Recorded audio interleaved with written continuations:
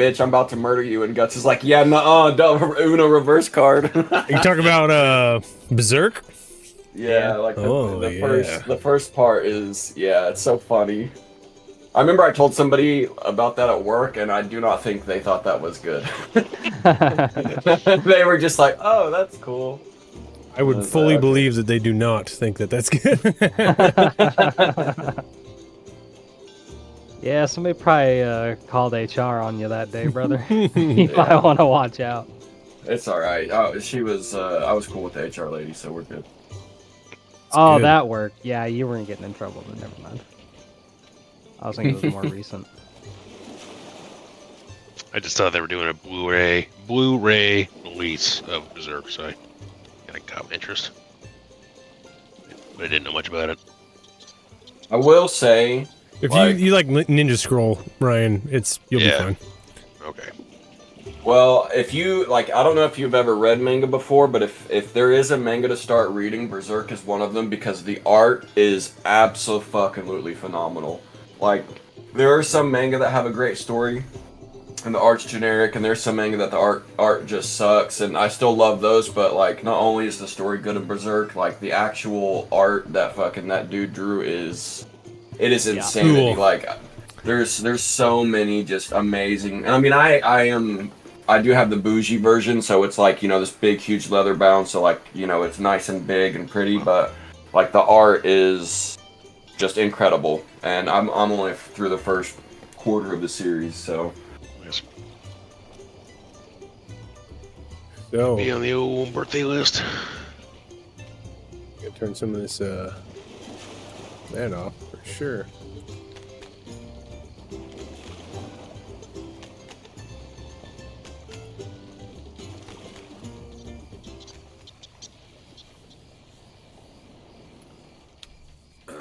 So, all the advertisements are done because we're big timers now, and an ad block runs. Exactly. I don't know if one just ran or not. I just said that to sound cool. Yeah, and I love Red Bull. Or I guess Top Round would be the theme of this one. No, as a matter of fact, you said Red Bull. I'm gonna go ahead and say Coconut Berry Red Bull. Where you at? Because I basically pay your guys' salary. Give me a break. Yeah, I want free stuff.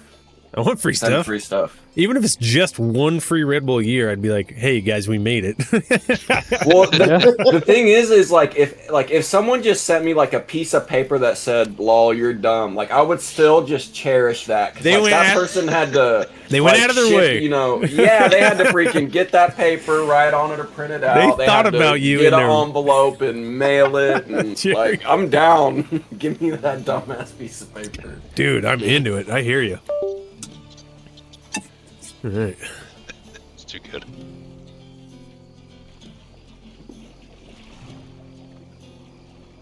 Get up and close the door. I think I was picking up some background noise. I'm not sure, but I'm also highly paranoid that everything's going to fail any second. So we might as well get on with it, my friends. You guys remember where we left off? I'm going to give each other a real quick recap of what you remember from the last game. And then I'll fill it in. I remember we started off finishing up combat. We're doing the Hag. We're looking for intel on the Hag. We were talking to she was at the freaking inn, wasn't she? Didn't she appear at the inn? She did. Yep. I wrote down Chandra. She changed her mind and made a deal with me. Yeah, with Jam. Yeah, that's right. She was a little intrigued by the automaton. But I don't remember where she told us to go, though. Unless we were just gonna try to find her. She definitely didn't tell you where she went. And she said that she'll see you in 9 days. Okay, so we are buying a book off of the person whose brother made a deal with the Hag. Yeah, that's right. Yeah. Yep. So was he on his way back? Yeah, he was on his way back. Okay. And that's where we pretty much left off at the point where and we can just retcon this. He came up to you guys with Buck there, Buck ends up giving him the other half and just hands you guys the book. And actually, to set the ambiance, because it was, I believe it was in the evening when this was transpiring. I still am on the Dibs' Island screen. Oh, there we go. Don't lie to yourself, you're right here. I don't know what you're talking about. I always bring you guys over to the new maps. I don't remember one time you haven't. Yeah. I don't remember. Never. It's never always. I can't even say that with. Always. I can't even say that with confidence. Isn't that sad? It's never always. Oh crap! It might be. Kaylin over here. I see you over there peeing in the corner. I'm trying to find me. Oh wait, I see me. Excuse me. So you guys, you finished combat, met a local patron, named Buck. He was a giant man, a Goliath, by descent, but he had a very eccentric mustache and like a way too big of a faux hawk. It was like, the best way to describe it is like cotton candy hair, or Johnny Bravo would be actually a better description. Nice. If you know who that is. Yeah. Eccentric dude, pretty good with a knife, pretty good with a pan flute and a lute. Never really pointed you guys in a very specific direction, but somehow at the end of the night you got what you guys needed. An enigmatic figure in your guys' little travels here. And speaking of that, as the man is returning to you guys with the book, because the deal you made, the hag came back, talked to Jam, said, "Hey, I'm interested in you now. I'll see you in 9 days. Think about what your desires are." Left. Somebody was getting ready to go. Charm person stopped, brought him back, got the info. That's how you got access to the book. So we are going to retcon the part where the man returns with the book. Buck's gonna go ahead and pay the other half of the fee, and then hand you guys the book. And then with a very, very drunken look on his face, he gives you guys a salute and says, "I'm gonna go to my room." And he trots off, makes it almost to the front door, and falls to the left into a pile of bushes, and you hear snoring coming from his direction. The guys all tuck it out. What a interesting exit for our friend. The man who handed you the book looks over at him and goes, "Yeah, that's my buddy who I've known forever," because he's still charmed by him. He's like, "Don't worry, guys, I'll take care of him tonight. Also, don't read that book. I mean, thanks for giving me money for it, but don't do what it says." And then he pats Jam, he pats you on the shoulder as he walks by, and he re-enters Molly's Inn. Camera's on you. Well, I don't know about you guys, but while I would rather not do it in a bush, I wouldn't mind a soft bed instead of a ship's cabin for one night. Sounds quite alright to me. Sure they got plenty of beds. I sure hope to think so. It'd be a terrible tavern. I mean, they didn't look too full. Plenty of vacancy. I remember we floated these guys their night away, so I'm pretty sure if we did need, I'm sure someone would spare their room for us. You paid for drinks all night, and you paid quite a pretty penny for it, so... Is there anybody still, like, awake? That doesn't seem too drunken to talk to? I think almost everybody at this point in the night, you know, they say, what's that saying? Nothing good ever happens after 1 a.m. It's getting towards that point in the bar. Like, even the barkeep, he's looking like he's, like, bored of it. Like, he'd rather start cleaning up than serving these fools that are still here. Gotcha.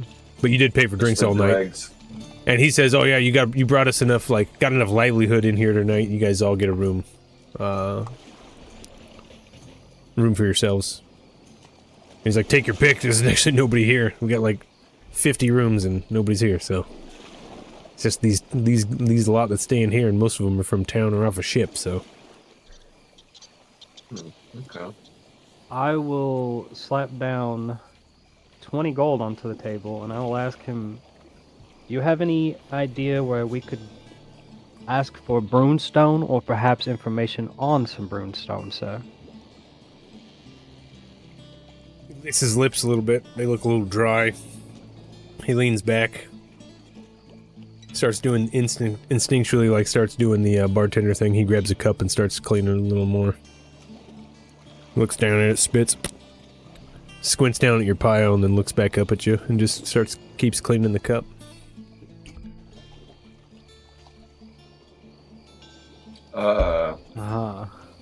I will attempt to intimidate the bartender. What are you gonna say to intimidate him? Or do? I'll be like, we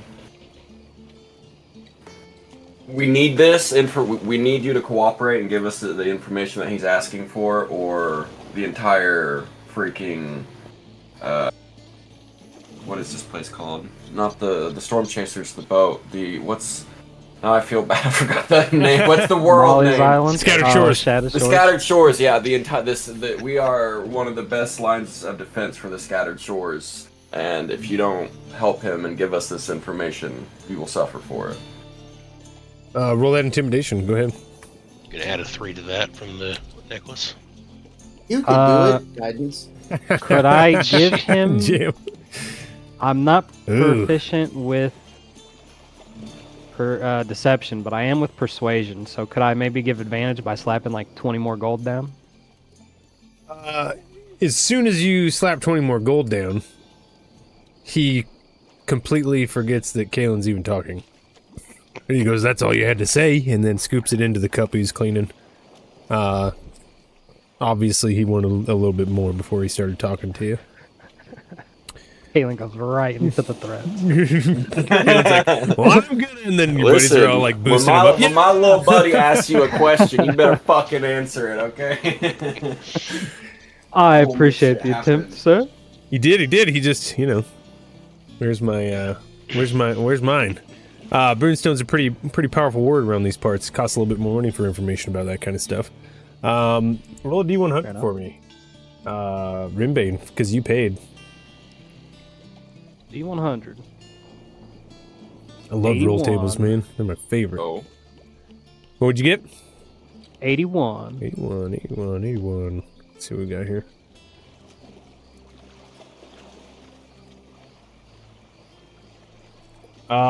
He looks around the bar. It's the drunkards. It's the ones who can't sleep unless they're laying at a bar table that's left. I ain't telling you nothing, because one of yous might be a hag.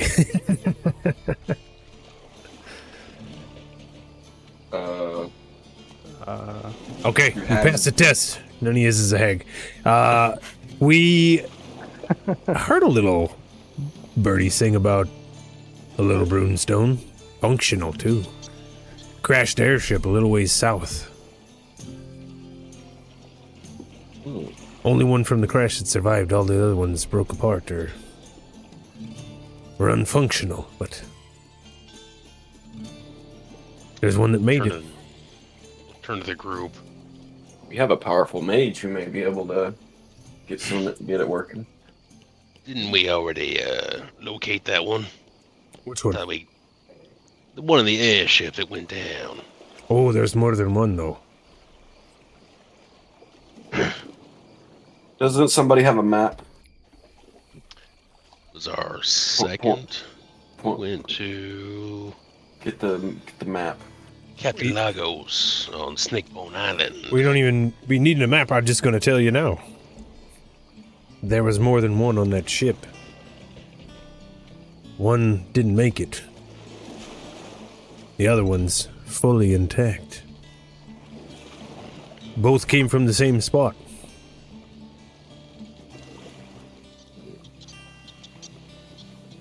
So you're saying Same airship, but 2 different stones. Aye. Exactly. And I'm telling you, one of them is good to go. Airship material. But surely you wouldn't mind if we had some expert of our own look it over, make sure it works. Oh, I don't have it. You just wanted information, so I gave you some. Gotta go get it. Gotta find it for that matter. I mean, they came from the same ship. I'm just letting you know there's a whole one too. You said you got your hands on the damaged one? Not necessarily hands-on, but we, And then Kalen's gonna shut up before he gives away much information. One of his eyebrows goes For a up and he leans stranger. back and he nods a little bit. All right. I think what he means to say is we may or may not have seen it. But if you want the kind Obviously of this- information, you might have to pay us. May not have seen the one you don't have, so it works both ways, mate. I'll Yeah. use So- my good old persuasive skills. I'm gonna slap down another 10. He sets as soon as you slap down 10, he sets the cup next to your 10 and goes, All right, 5 God. more. he leans over to the side just slightly. I will intimidate this guy again. Beggaring my buddy. Dave started a sub train. What are you doing, Dave? You little guy, you. Everybody say hey to Dave. Dave subbed to our stream, boys. Hey, Dave. Oh yeah. Dave, what's up? Love you, Dave. We'll see you tomorrow. But See you tomorrow night at the IRL game. Oh, look at that badge. All right. So you pay, you're up to 15, is that what it was? Sorry, you got distracted by the beautiful noise of Dave subscribing. that is correct. 15. He laughs a little bit as he leans back. He's like, 15! 40 barely bought you, knowing that it's out there. You think 15's going to get you where it's going? I just wanted to make sure you had more information, and I wasn't spending my gold on nothing. Aye. You ain't as Oh, dumb as up you down look. 30. All of your lot. I figured if I was just giving you money and you knew nothing else, you would be acting a little bit different. So I will slap give him- down. Oh, I got Good. 30. I'll reach into my chest cabinet and I'll pull out an American $5 bill. He leans back a little bit and he's like, it's a really detailed, very tiny painting. How'd you get your hands on that? I got it from Jerry. By the way, have I told you yet about Jerry? Nope. Who's Jerry? Oh yeah, Jerry is Jerry Mankiewicz. He hails from Boston, Massachusetts. He's a brilliant inventor. In fact, here, hold on. I show and I'll. He completely ignores everybody else there is just looking at this brochure like way too intently now.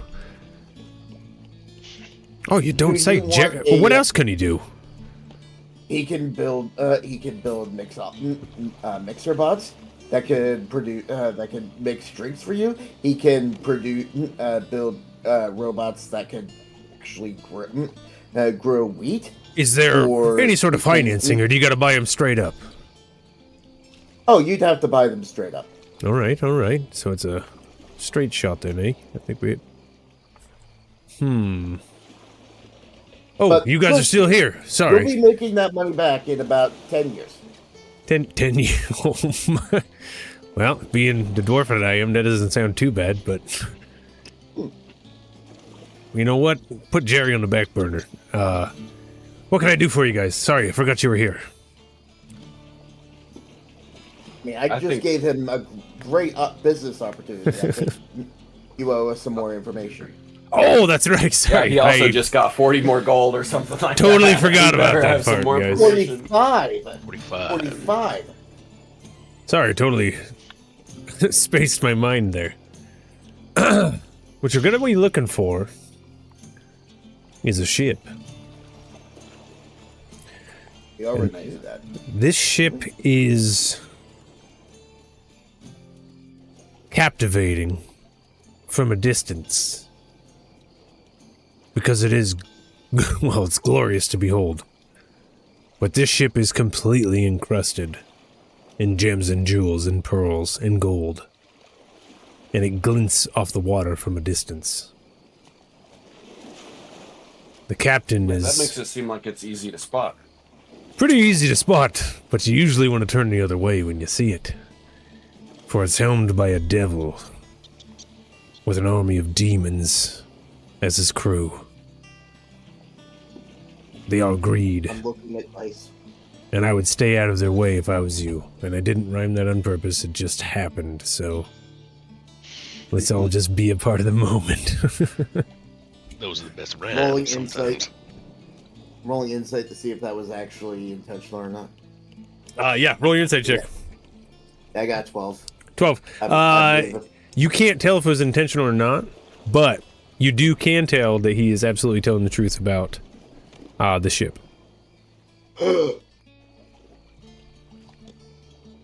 Okay, so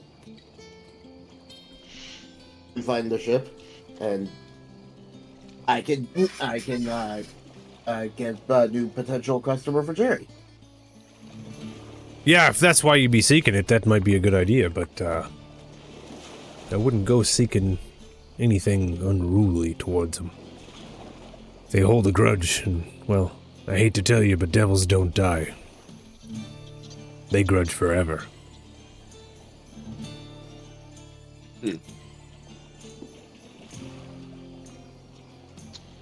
Only the weak hold grudges.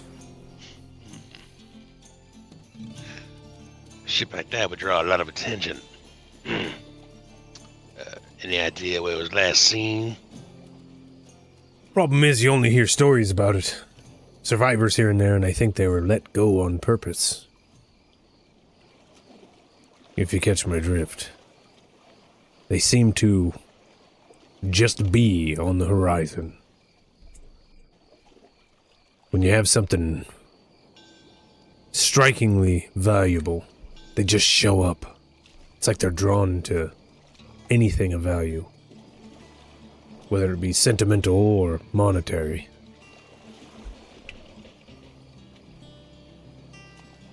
Well, we got plenty of valuables. But we need something extremely valuable. We can bring justice to these demons, these devils. I suggest doing the robot's idea.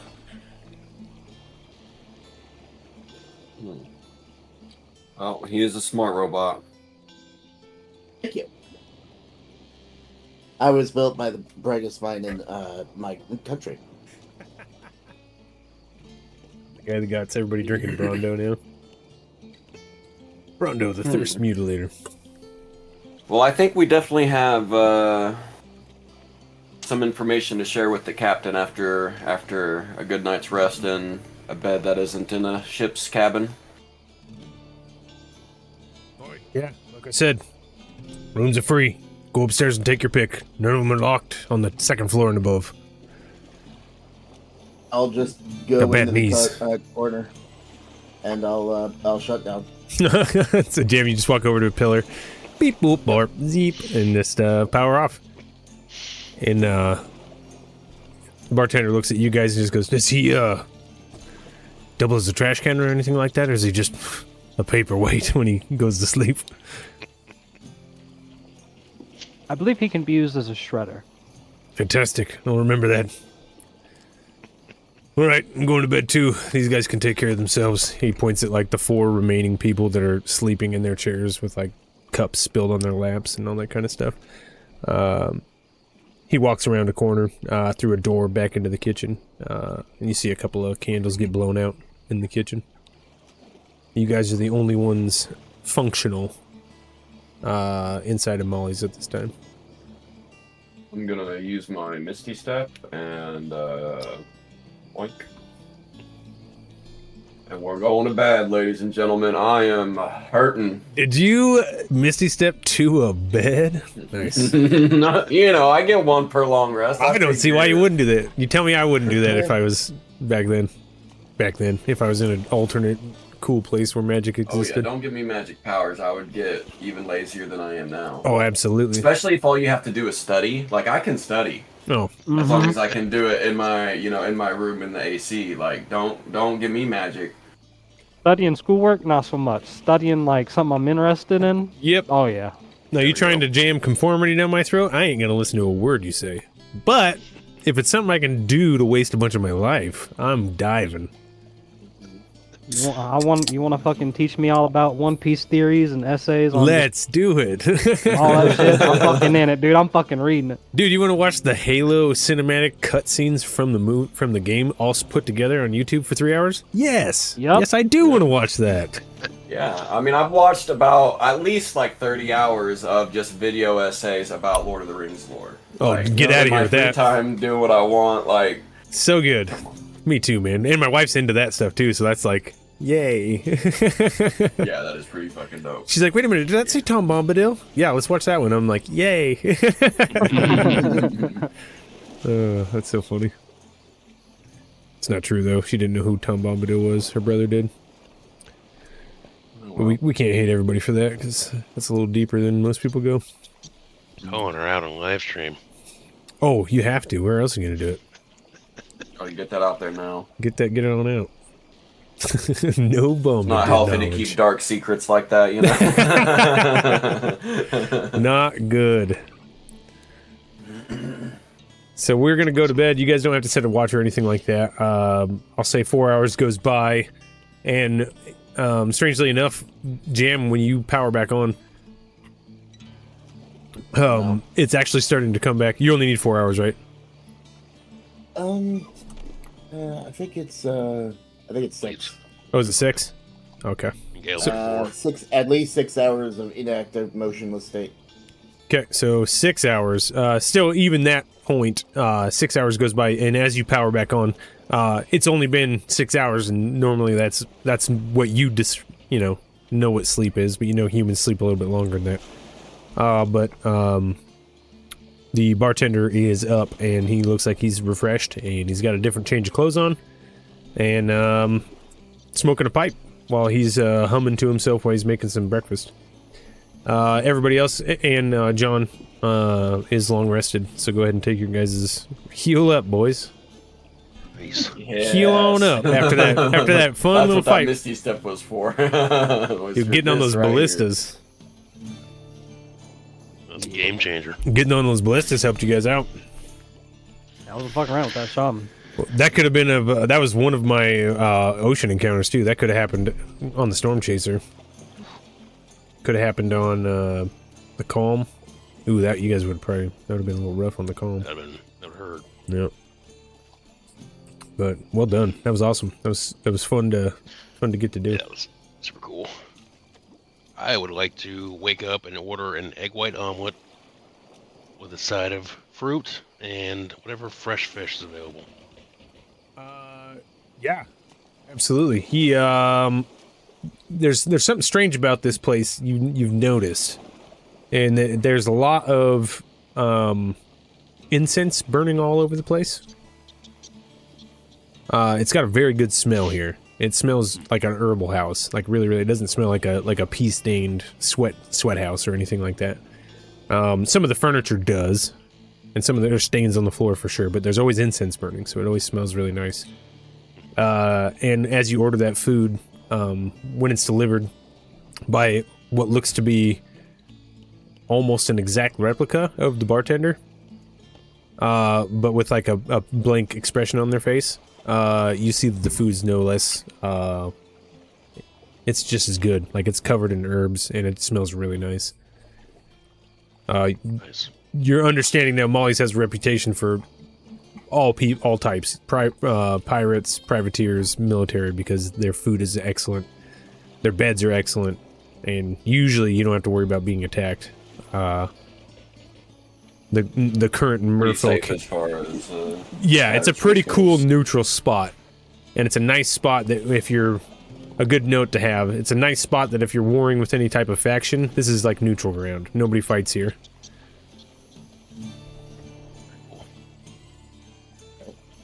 So Molly's is like a DMZ, essentially. Oh yeah.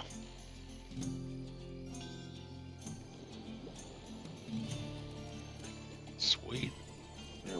The rest of you come downstairs, gather your breakfast. Everybody gets well fed up. Obviously have, on the house also. Much to report to the captain. All right, so you guys are gonna head out of Molly's and get it back over to the Storm Chaser. Yes. All right. So as we zoom out of Molly's and head back towards the ocean, I gotta remember how to use stuff. Dun.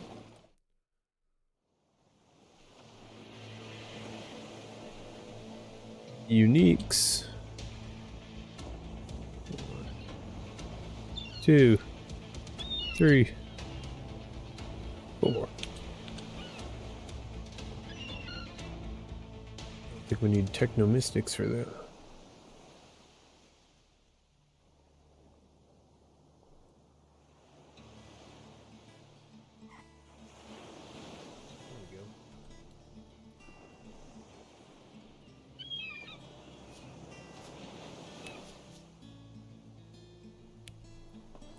Everybody on the Storm Chaser?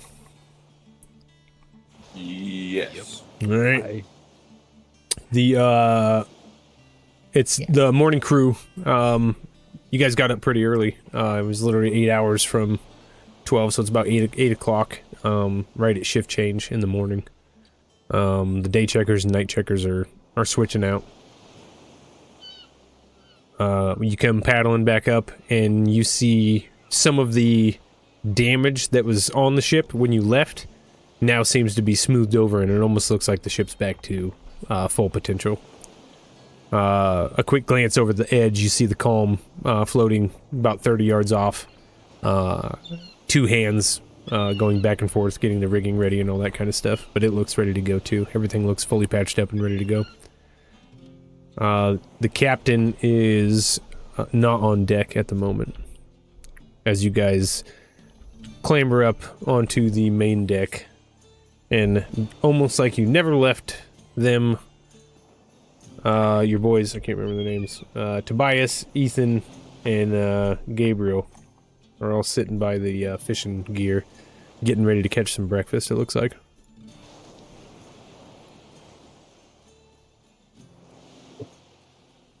Well,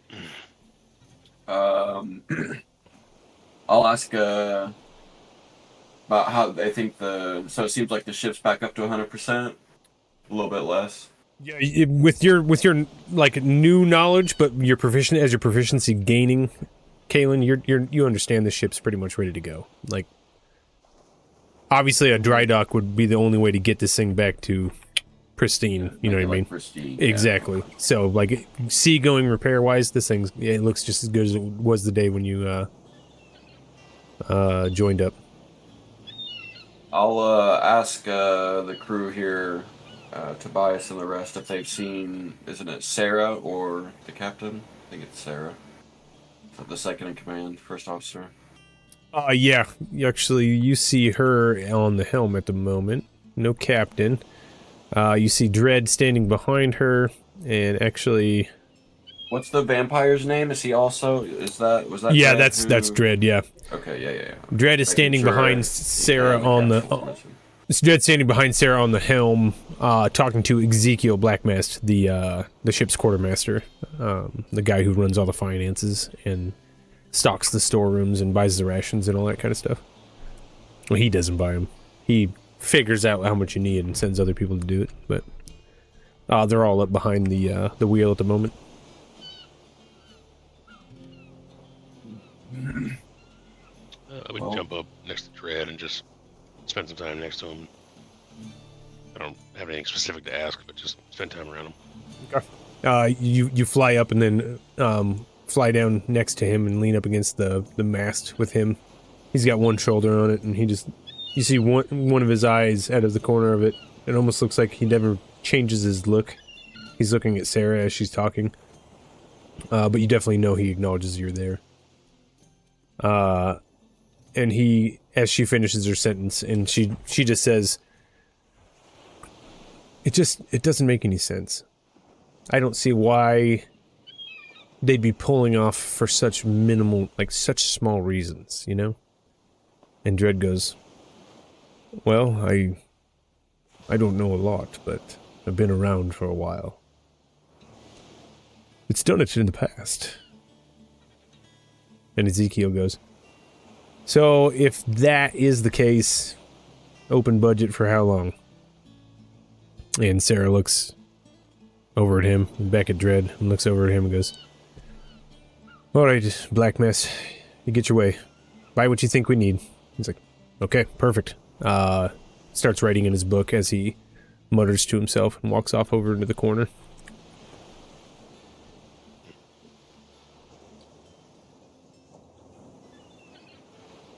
Kaylin?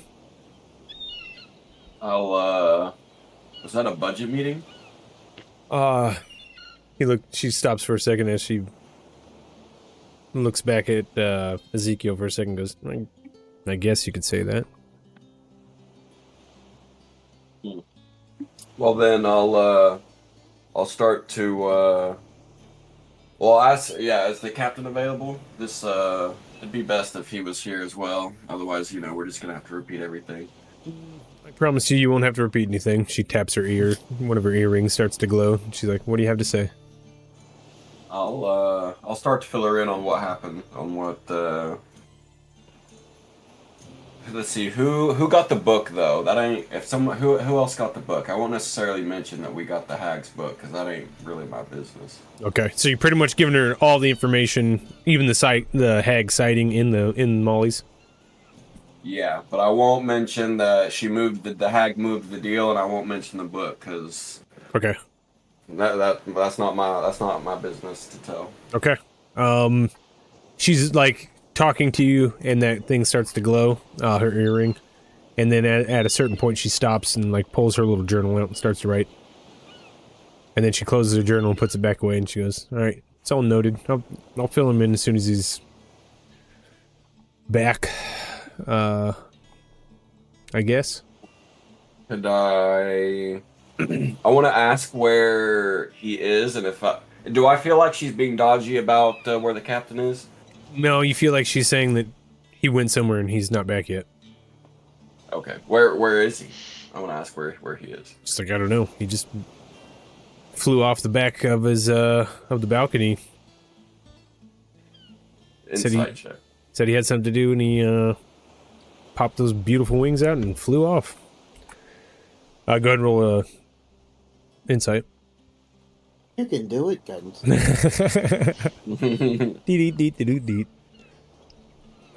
15 total. 15? I mean, she's not even trying to lie. You know Sarah she just says basically what her brain thinks, and it just comes out, so. Yeah, pretty bold, okay. Yep. I kind of figured, but I want to make sure that, I'm curious what the captain's off doing. Okay. Aren't we all, my friend? Does he do this sort of thing a lot? Been on the ship a while, and it's the first time I've noticed. No, I mean, sometimes he, travels between planes, but he usually tells everybody before he does that. Advice, he'll give us a couple of weeks warning before he's going to the Feywild or anything. Okay. Certainly seems out of character. A little bit. I'm gonna pull out my Rod of Sending, and I'm familiar with Captain Kine, so I'm just gonna send him. You okay? Just 2 words. Just straight up, you okay? Yep. Does sending work across planes? Oh? I believe so. I'm not sure. Sending. Beep. You send a short message of telling that to a creature with Yep, the even creature to has. other planes. Yeah. Here's a message. Yeah. All right. You feel the spell respond. You feel it land, so it gets to him. Oh, there's a 5% chance that the message doesn't arrive. If it goes across planes. Yep. Okay, one roll D100. What do you want to do? 95 or you want to do 96 or 4 or 5 or whatever? You want to do high or low? I want higher number be good. Okay, higher would be good. All right, so 1 to 5 is it fizzles. Yeah. You got this. 63. 63. Yeah, it definitely lands.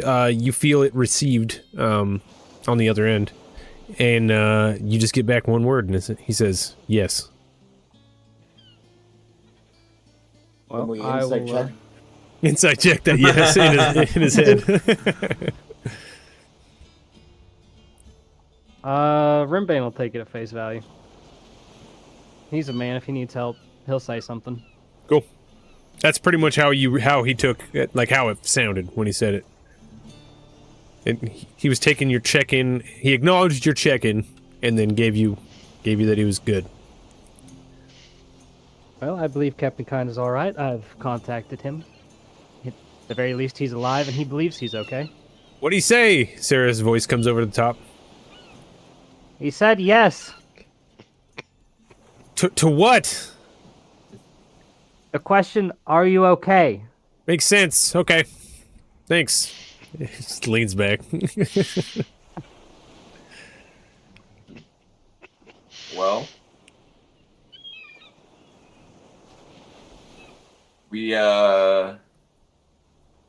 do we try to go find? Well, we either need to just try to find the sparkly ship, or we need to try to obtain something that is, extremely valuable. Wait, so he said that this ship is gonna. It appeared last. That's kind of what I'm pulling from this. It appeared last time because a functional brunestone crashed into the ocean. That only means one thing to me. He's after the same thing the captain is. He wants to get his ship in the air. And maybe he's already done it. What if that was the only one he needed? Like, are we wasting our time going after this? I suppose we won't know that until we have more information. Maybe Captain's little trip has something to do with this conundrum. Yeah, maybe you're right.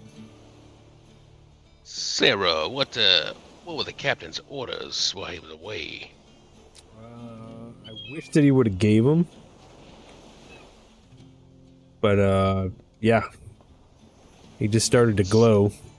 Put his, fingers around his eyes like he does, rub the side of his nose, and then, popped some wings and flew off.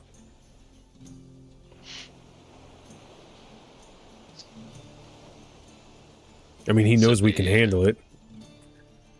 We were going after the hag, right? I mean, should we... I think that we keep to the course. She sounds like the most prominent menace, and I mean, you break a hag down, maybe you get a little bit of information for free, you know what I mean? Sounds like a good place to start. Just don't... If I know anything about hags, the cost will be blood. Blood ain't free. Well, I don't know where she lives. The captain seemed to think that you guys were going to get all the information we needed from shore. You didn't get anything. All you got was what? She showed up? Or did you tell her that she showed up? Yeah. Okay. She showed up and talked to you? She didn't tell you anything? Caused a scene. Caused a scene? And that's it? Nothing else? She didn't give us any information to her whereabouts, that's for dang sure. Well, then I think the orders are to wait for the captain to come back. Because with your shore patrol flop and his disappearance, we don't really have anything to go off of. So I think we're going to Molly's for tonight. Well, we might want to be a tad bit more careful. If that other ship is looking for the same goal with the Brunestone, a certain dwarf might have been let on that we might have a broken one. That's right. Magnus. Where's Magnus at? Dread, what do you know about Brunestones? He looks over at you for just a quick second, Vice, and puts his eyebrows up. And he leans up. Hey! I know that they, they're transdimensional stones, so they allow whatever they're attached to absorb their transdimensionalism in a ship. Something like this, you would say. It allows it to be as light as a feather and fly through the sky, but that's literally all I know. And Sarah rolls her eyes a little bit. Thanks, I didn't want the encyclopedia definition of a Brunestone. Let's see here. We're gonna need Magnus on this. You see her close her eyes for a second. And then opens them about 6 seconds later. He said he'll be back in an hour. So apparently he's not here either. Well, shit, who is here? Really? You're gonna spit on my boots like that, Vice? Seems like you're running this show alone. Yeah, with no direction. So, I'm gonna get a drink tonight. Okay. I'll, once everybody disperses, I'll kind of make my way over to Jam and... Does Jam have the book? What's the book? Yeah, you guys decide who has the book.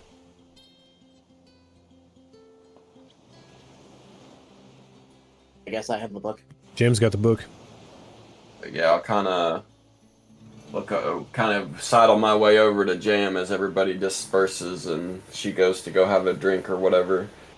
And I'll ask him what he wants to do with it, if he wants to try to read it and try to find the hag. If so, we may be able to convince Sarah to help us, because I doubt she'll need much convincing, but it's your bargain, so it's your problem to deal with. I ain't gonna force you into something. Well, the last time I messed with something I wasn't sure about, I ended up angering something otherworldly, but I don't know. Maybe When the you say second try that, will be Jam, help. when you say that, Jam, you feel like this weird reverberation inside of your being for just a second. Yeah, that. Did Kaylin notice that?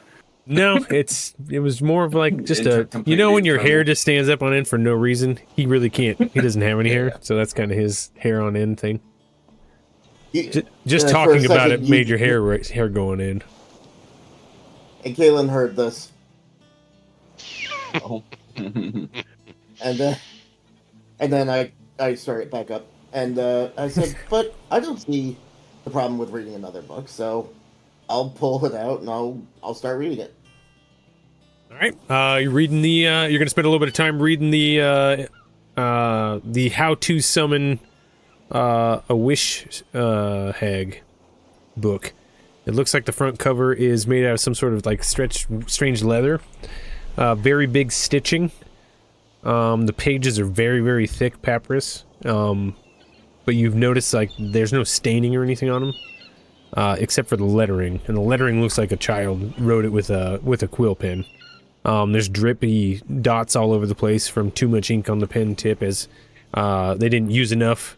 Very blotchy starting, and then it gets thinner and drier towards the end. But you can read it. As you start to read, I need you to make a wisdom saving throw, please. Okay.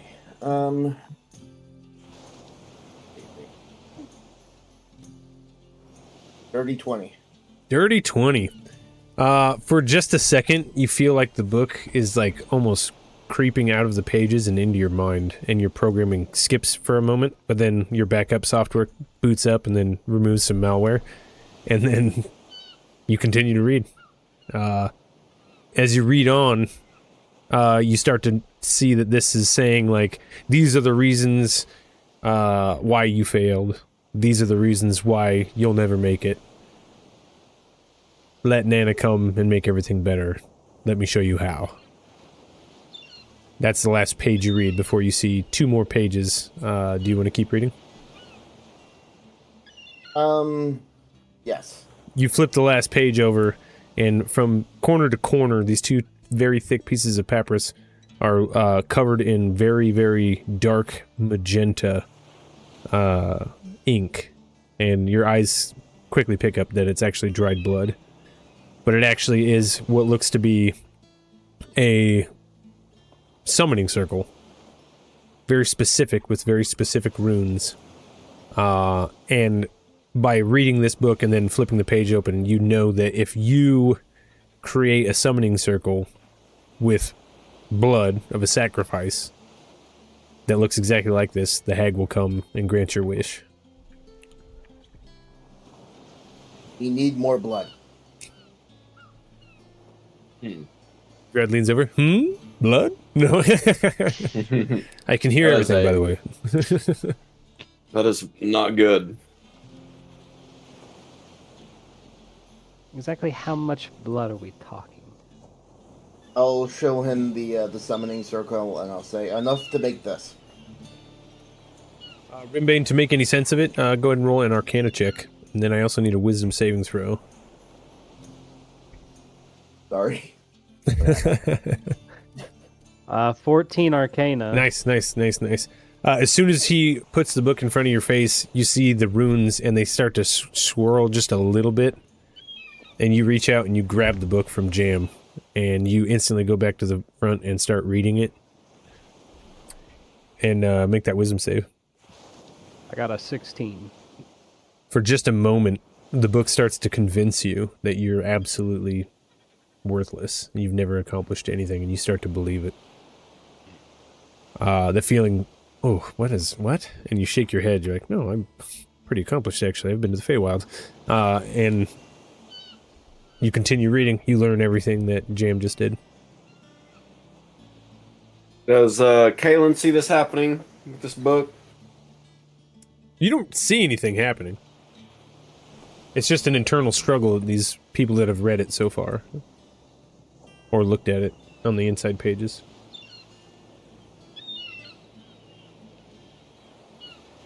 This book is trying to hurt my feelings, but I don't have feelings, so it failed.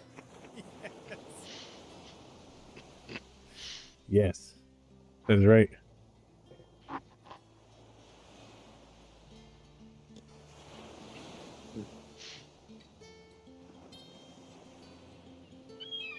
Well, I'm then, not sure I have a grandmother either.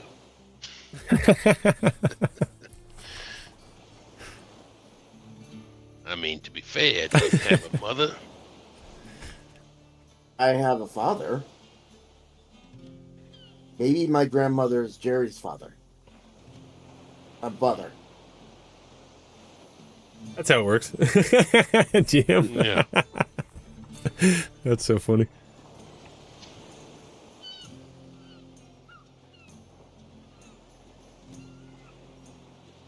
Well, do we want to show this to Magnus and or Sarah? Well, maybe not show them the book itself, but, you know, now that we got 2 people who know how to do the ritual.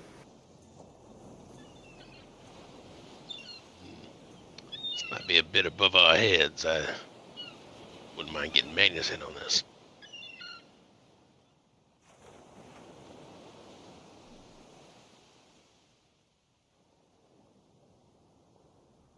Or just say fuck it and do it ourselves. Either way, sounds good to me. I think if we did it ourselves, we would end up getting kicked off the ship. Next little random abandoned island we find. Maybe do it there.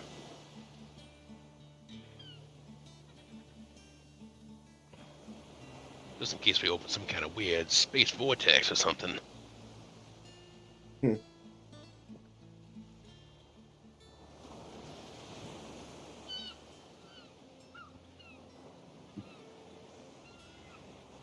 Well, I suppose the first problem is finding enough blood. Is that right?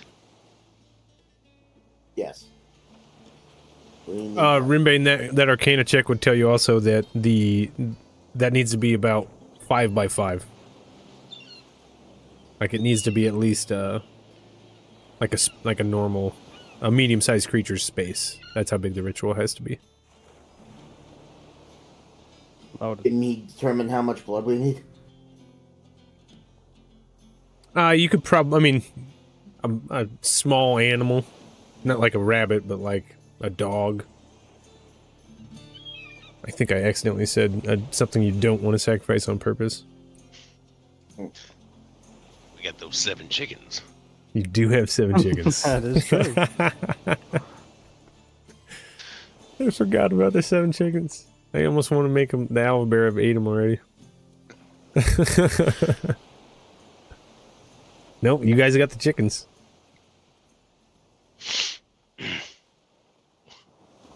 What was that about holding grudges? It's good for sacrifice? Something like that. Well, it is quite handy we have him with us.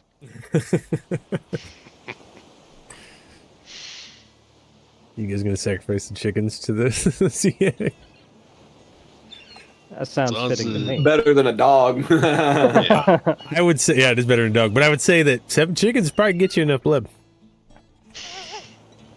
Well, do we just go and do this, or do we wait for the captain to come back? I think hags are dangerous. I think that's a wise stance on the matter, sir. Did you guys go below deck? You guys are talking below deck right now, right? Sure.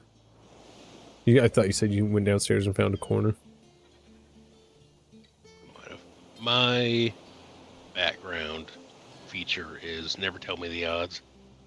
Says during downtime activities involve games of chance or figuring odds on the best plan, you get a solid sense of which choice is likely the best one and which opportunities seem too good to be true at the DM's discretion. Could this fall into that? So what are we trying to find out? Is summoning this thing ourselves pretty much guaranteed to end a disaster, or can we hold off? You get the feeling that summoning a hag is probably not the best choice. You're not 100% sure why you think that, but it has something to do with that probably starts something. That probably starts something, and it can quickly get out of control just by performing it. But not really much more than that. Okay.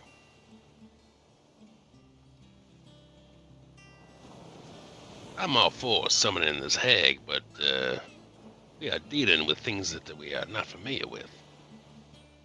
How do we know that this doesn't start some sort of chain reaction of events?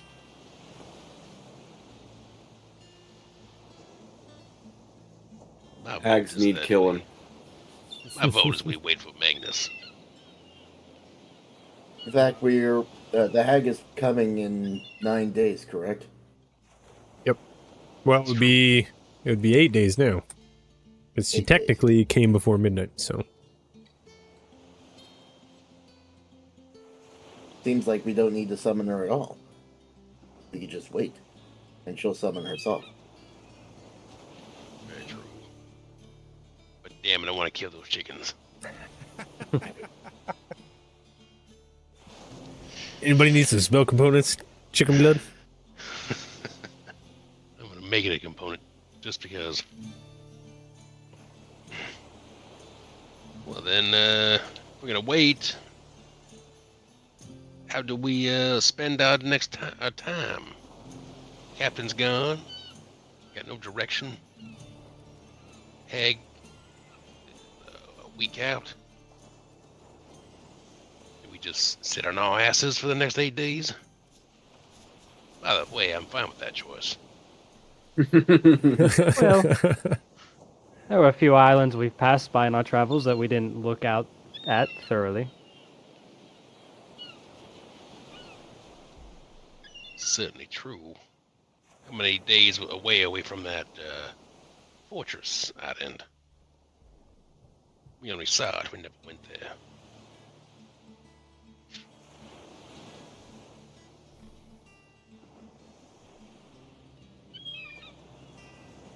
You guys have that updated map? It's in my first set of notes. So it was one of the first few islands we came across.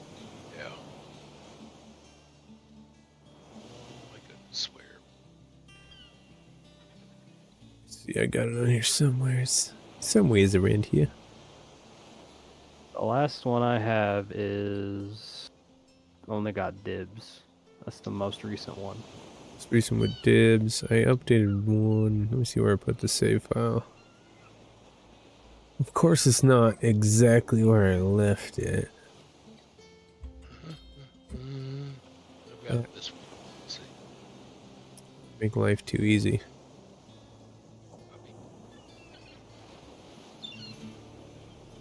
Searching through files is fun. It's the last one I got. Oh, you put it in Discord. Scattered Shores. Yeah, it just shows dibs as the last one.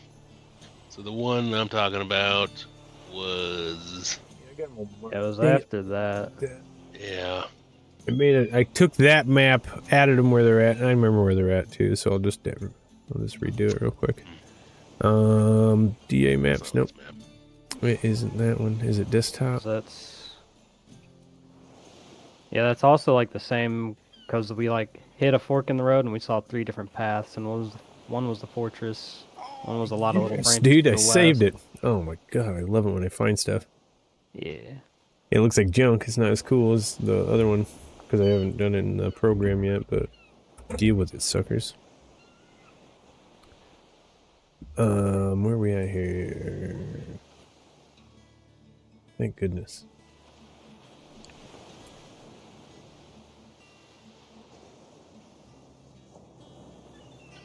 Did you guys get that?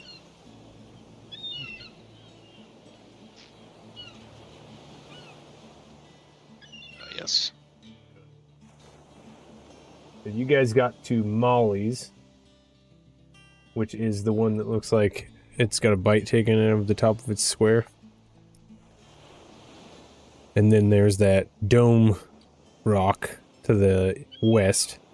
And then farther to the west of that was islands that were floating out of the water.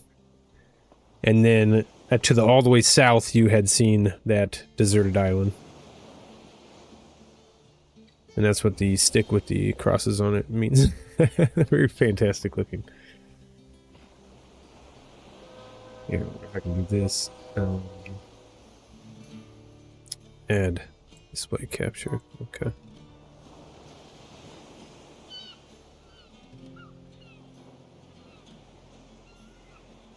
Oh, there it is.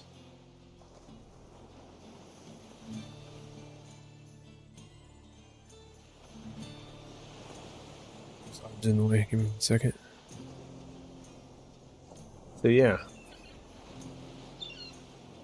This is Molly's. This is the dome rock citadel looking thing. This is the deserted island. These are the floating islands. And then back up north, back around, you see all the other stuff you guys have passed.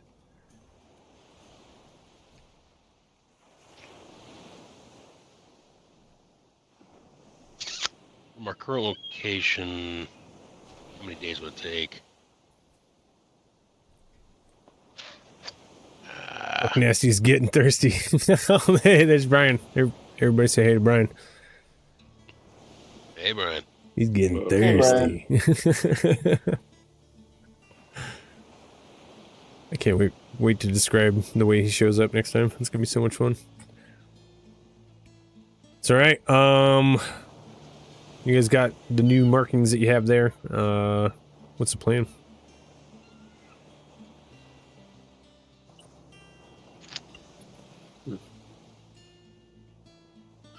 Is one of these Molly's Island? Sorry if you said that already. There's what? Is one of these islands Molly's? Yeah, the one that looks like the one that looks like the fortress is.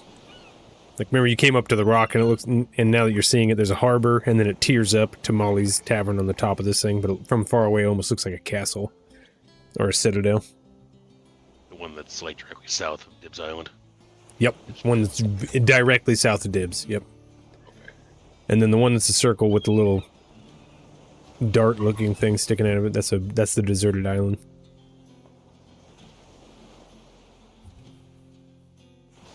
And then there was a large dome, and then floating islands past the large dome. That's what the 4 little dots are.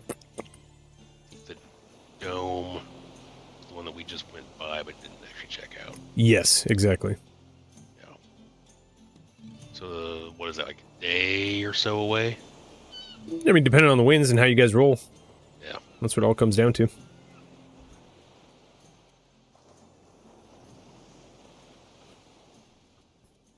I think we got nothing but time, so I mean, I'm good with that. I'm assuming the captain will, be able to find his way back no matter what. Do we need to leave, like, some kind of message that we're moving on? As you finish that sentence, Rimbane, you hear a weird, like, almost washing sound of, like, the splash of water on a deck, and then it disappears, and you hear 2 boots fall in the room above you guys. It sounds like Magnus is back.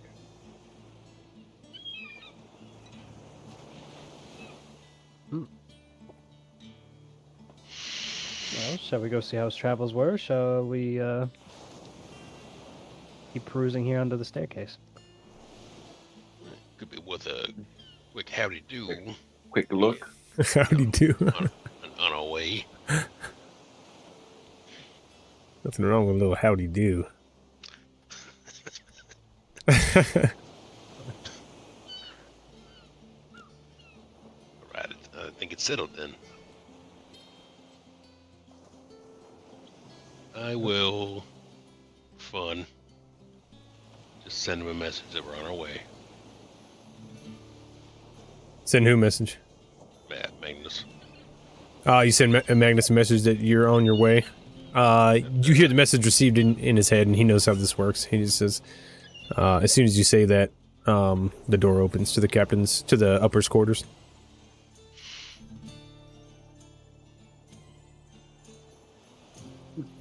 He has been warned of our arrival, so he should be decent.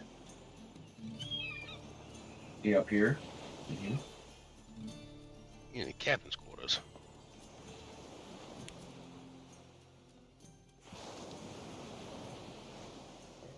As you guys walk into the captain's quarters, you guys are all familiar with this area by this time.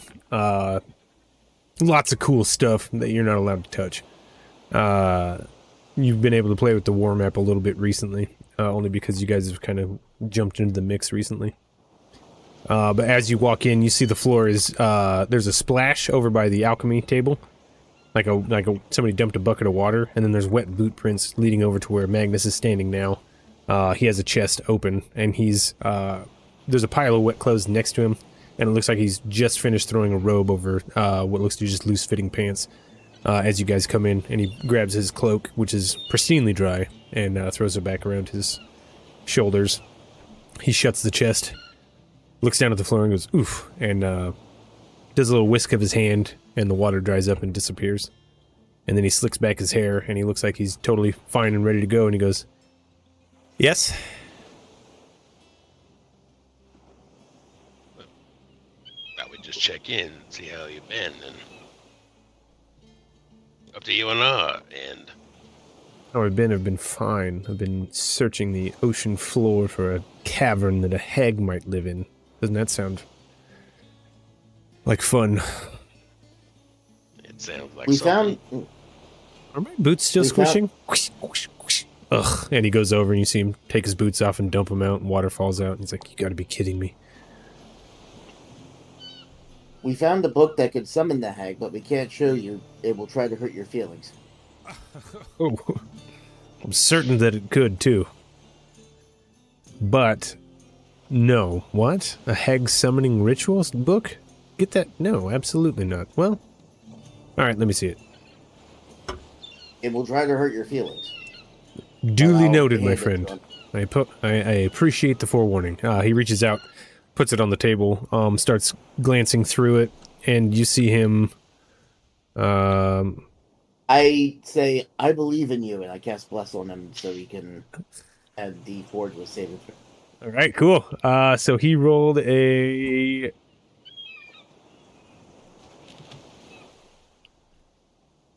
Nice. You see him, like, wipe away his brow for a moment. He goes, appreciate it, Jam. Gets through the book, gets to the end, and goes, well, you're going to need at least about 7 chickens to do this. But, are you sure you want to summon her? I mean, I could probably wipe the floor with her if we could somehow... Oh, what if we modified the seals just a bit to make it a prison summoning spell? And this becomes her cell. What do you think? Yes. Yes. Ooh, boys, you might have stepped into something you had no idea was made out of pure gold. I'll nonchalantly Can I- cover my nipples because they're hard. So this is incredibly valuable, is it? Well, to this specific sea hag, it is.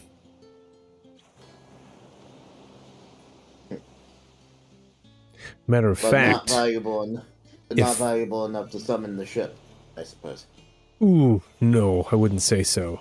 It's meant to bring her one of her manifestations to you to fulfill some side of a contract. You know, an evil deal where she manipulates you into doing something horrible for very little in return, and then you feel bad the rest of your life. And, well, it never ends up well. That sounds like my first marriage. Yeah, incidentally, they don't even want you to, like, take the easy way out. They feed off you for life if you keep going, so... Don't do that, you know? I think if we get her here, we won't be able to touch her. But we could summon her and imprison her. And possibly trace where her projection is coming from. Almost use her summoning ritual as a beacon to her home. What do you think, Rimbane? You think you could help me whip something up like that? Yeah, we can give it a shot. I think so too. Get over on that table. I need these. And you see a page is lifted into the air in front of the alchemy table, and a magic quill starts hovering and writing down different types of reagents he's going to need. And if you're going to assist him, go ahead and roll alchemy tools with advantage.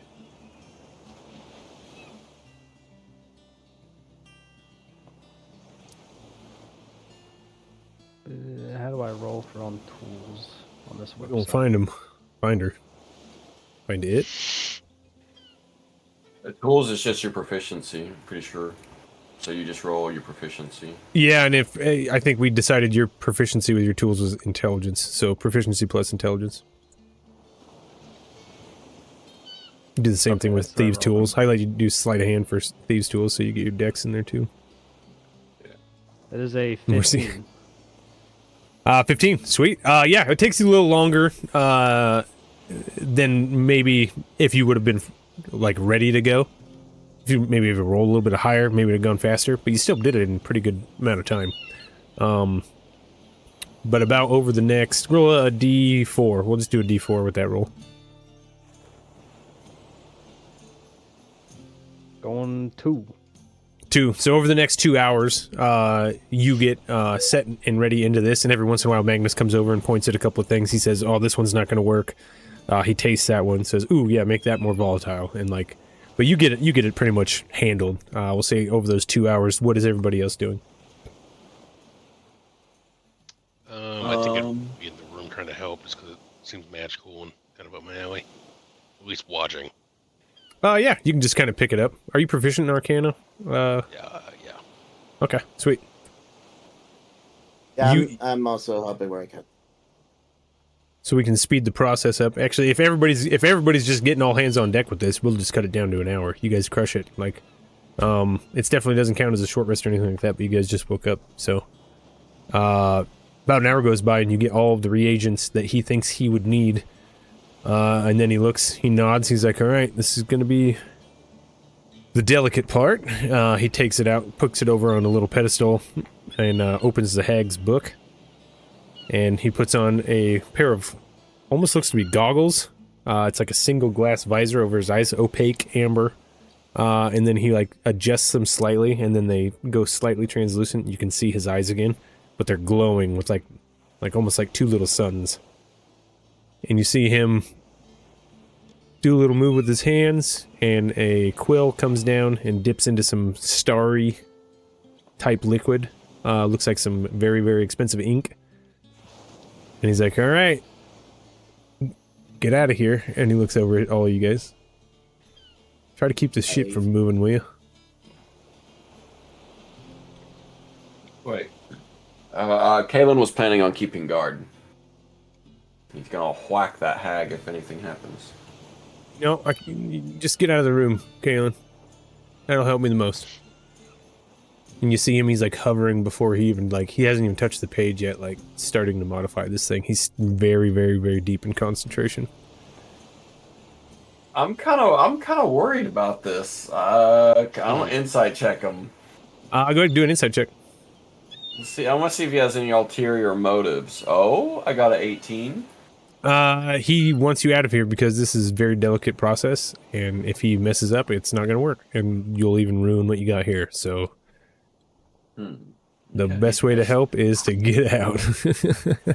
Well, I'm just worried. I was just worried that he's gonna make a deal with the hag, you know, I don't know. I'm worried about him. I don't know much about this wizard guy. As you leave, the door closes behind you, and you hear the door knocker, giant gold ring, gunk.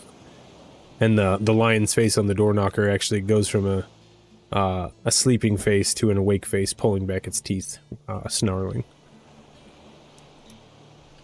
Well, this would be real unfortunate if it turns out that's the hag this whole time. That Vegas has been the hag. I've seen it disguise itself as something before. That is true. Maybe we should be ready just in case. He did say we need to keep the boat steady. Should we drop anchor? That or we can just give it a real big hug. See if we can stop it like that. Sarah leans over the ring. No hugging! Well, I guess the anchor is the one. What did Magnus say? Just pacing back and forth, waiting for something bad to happen with his sword out. What's he doing down there? When you talk to me, or I swear to God, I'll shoot a fireball at you. He's trying said to it's a delicate process. Oh, now you all talk at once. Give me one answer, please. He is trying to trap the witch. Keep the boat steady. Why did I think that was going to happen? How's he going to trap it, though? With the trapping, he is going to change the summoning circle to summon the witch and turn it into a trapping circle. I'm going to pretend like that all made sense. Does he sound like he knows what he's doing? Yes. Okay, whatever. You ready to fight a hag? She looks back at Dredd, and Dredd goes, I don't think so. But I'll watch.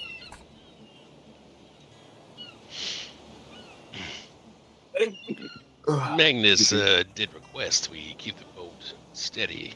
Keep it from moving, rather. Well, the problem with that is that as soon as day check's done, I'm letting him go to shore and stay at Molly's tonight. So I don't know how long he needs to be in there, but in about 8 hours, 10 hours, he's going to have half a crew. So unless he wants to go to Molly's to do this, well, that's that. He did not specify how long it would take. Well, here's a question.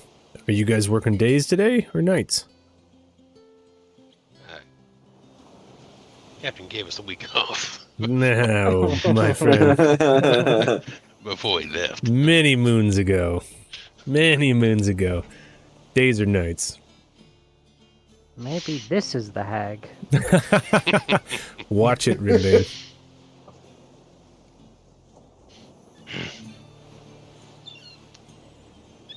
Come on, days or nights. I'm gonna pick for you. That's how it I'll works. work days. All right, you're all on days. I I'll heard work- that first. Get a bucket. Okay. Sides need scrubbing. Barnacles need chipping. So she sends you guys to labor for the day. So you're gonna spend the day chiseling barnacles and painting spots that may need painting, tarring spots that may need tarring. Just generally polishing up the ship. Everybody roll me a skill check and tell me what you're doing to assist in that task. I ain't doing shit 'cause I'm gonna cast Unseen Servant.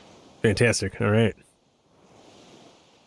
Casting Unseen Servant. What's the Unseen Servant doing for the crew? Whatever she asked. Okay, so it's down there on the side. Scrubbing barnacles. Yeah. doing I would say whitewashing. you're like in the chair, Waxing. the little seat, the plank seat, but like you're not doing anything. The Unseen Servant's like moving your arm for you, like making you do them. Can I attempt to persuade for my? Can I persuade Vice to actually participate? You can try, absolutely. Go ahead and go. What's your persuasion?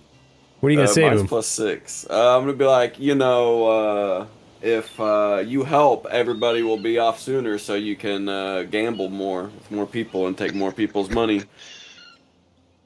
With that, I'll bring up Mage Hand and just like, Oh. holy shit. Well, I hope I get to roll that. Uh, I may have jumped the gun a counter little that. bit. I counter that with an insight. I can't roll that high, so.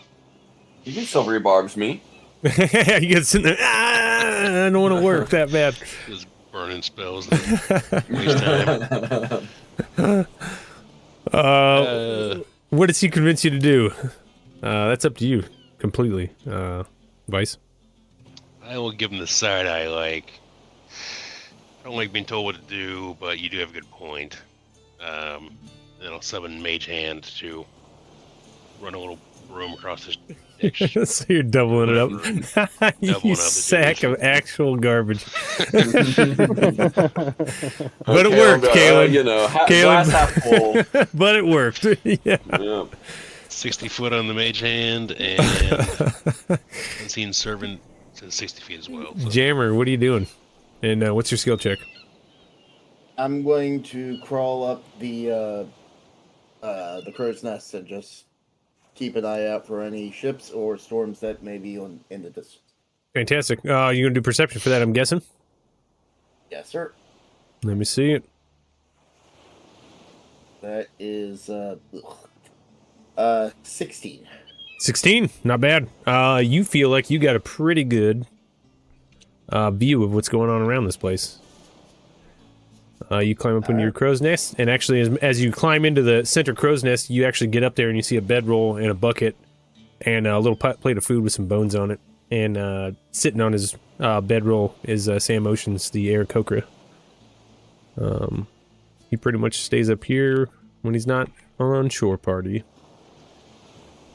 So you guys are twinning up there. Jerry. Hey, and he listens, Jam. And it's not because he cares about Jerry. It's just because you're somebody and you're talking, and he's okay with that. And you're okay with talking about Jerry, so you get to go. Your programming feels satisfied. And then we got Rimbane. What are you doing, buddy? I'll just sit here and clean the decks. Keep the mold off, Make sure everything's all tidied up and clean. If somebody needs help, I'll help them with it. Whatever their duties are. Yeah, she's like, yeah, everybody needs help over on the side cleaning off barnacles. Yeah. That'd be a good idea. How about that? Nobody wants to do it.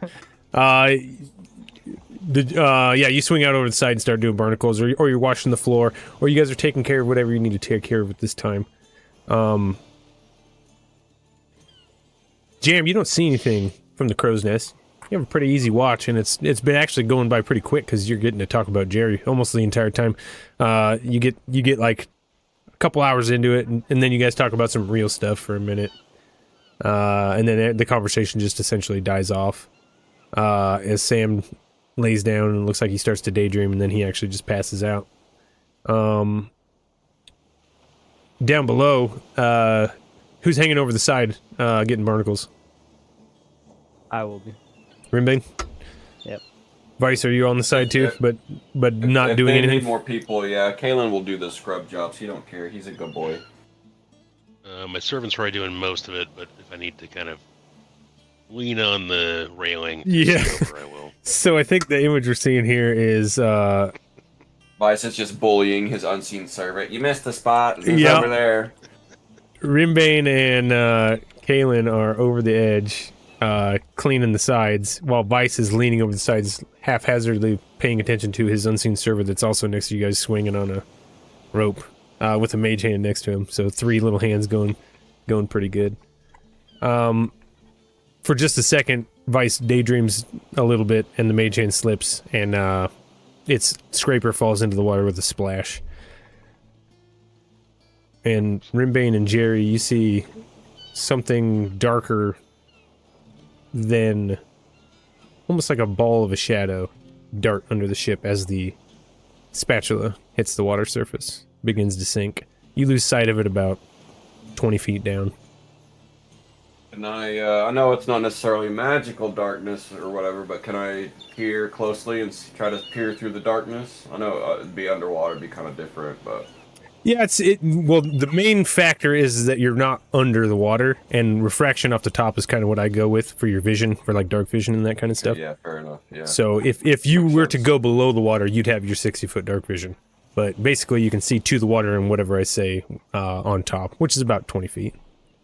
You know what? I ain't that wise. I got a swim speed on my armor. I'll grab a rope and just jump under the water and see if I can see what it is. All right, just roll a I'll percentage just- dice. I'll just let them know, like, hey, I think I see something, and I'll just, He's grabbing a random rope. I want a percentage of dice. See what rope you grab. oh See if god. I'm tied to anything. Might be tied to something. 68. 68. That's not bad. Just for funsies, I'm gonna say you grab one that's like loosely knotted, and then you, as you go to dive, you actually get caught right before you hit the water surface, and it lifts you back up in the air. Whoa! And you see one of the jigs on the side lose its tension, and the sail on the corner comes up, and you fly up in the air about 15 feet as you lose. You look at the crew on the deck, and you almost cartoonishly fall back into the water. But yeah, you get down in the water. You know, mission accomplished. We took a detour, but mission accomplished. We're looking. That looks like a good rope. Vice, easily enough, you can grab that rope that's flying around and tie the sail back down. That would do that. Jerry, as you splash into the water, Kalen, as you splash in the water, your vision does boost out to your 60 foot, or do you have more than that? Or you're 120? 120, yeah. 120. As you get in there, you're looking straight down, and right at the edge of your vision, you see a figure. In the shades of gray, looks very, very, very feminine, and she's looking at you. Roll a perception check for me. That one. Oh, not very good. 7. You can't really make out her facial features, but you can see that her hair is very big, and like she's stopped there for a moment because instead of being like pulled back, it's floating around her. As she sees you looking at her, she just reaches out, and you see just a glint of light barely as she grabs the spatula and darts outside of the edge of your vision. I ain't chasing after her. I'll climb back up. Or at least attempt to with the rope that... Well, you got the may rope. not be attached No, to anymore. you dove it, you flew off it and fell in the water, and Vice retied it, but you come back to the surface to the side of the ship where the ladder is, and it's down. You guys are stationary right now, so all your access to like swimming and stuff like that is easy. But you climb your way up the side, and as you rattle up the edge and step over the top, you hear a light clank, and the spatula lands next to your feet. I'll let the group know what I saw. See if some of these old sailors tell me what she was. As soon as you start to talk, you just hear from the water surface. Like, I'm a point down at the water, like, see, I wasn't crazy. I knew I saw something. As soon as you say that, she gives you a wink and darts below the surface. As soon as anybody comes over the edge to look down, all they see is a slight ripple. Boy, you seeing sirens? Finn, the boatswain, says to you. That's not a good sign. She didn't try to kill me. At least, you know, I didn't really She follow didn't her, try to but- kill you yet. Remember, if it doesn't just come out and outright talk to you out here in the scattered shores, it's probably trying to kill you or take you for some other nefarious reason. You got it? He slaps the side of your shoulder a little bit harder than most people should, like an old man that thinks he's cool, bopping you a little bit too hard, but you can take it. This is very glass half empty kind of fella. Like, all right, I'll keep that in mind. He leans back and goes back to walking away, and you hear, "Come here." I will. You look back to the water and nothing's there. I know the robot is good at seeing. I'll be like, okay, you stand on this railing with me. Well, don't stand on it, but keep watch out here with me. Jam is up in the crow's nest at the moment. Okay. He's doing perception up there right now. What's Rimbane doing? Well, he was off the side, right? Yeah. He's hanging off with you. Yep. Yeah. And then you dove in, Good. filling off the ropes. Actually, he's sitting there on the side. What's your passive perception, Rimbane? 10. 10. And roll a perception check also. I forgot you were hanging off the side. You should have a chance to be able to see what's going on here.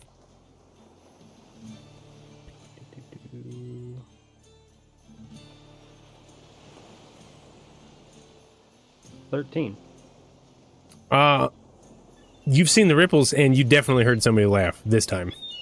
And every time you look over your shoulder, Kalen, it sounds like he's blowing smoke.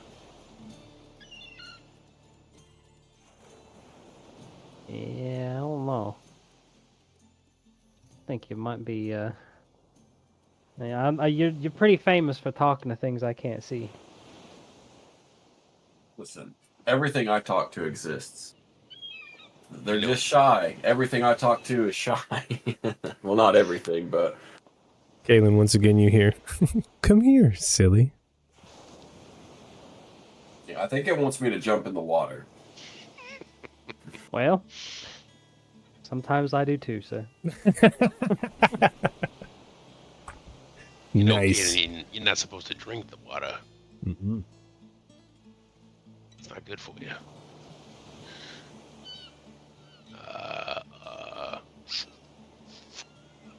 Since he's brought it to my attention, I'll look over the edge and try to see what the hell he's talking about.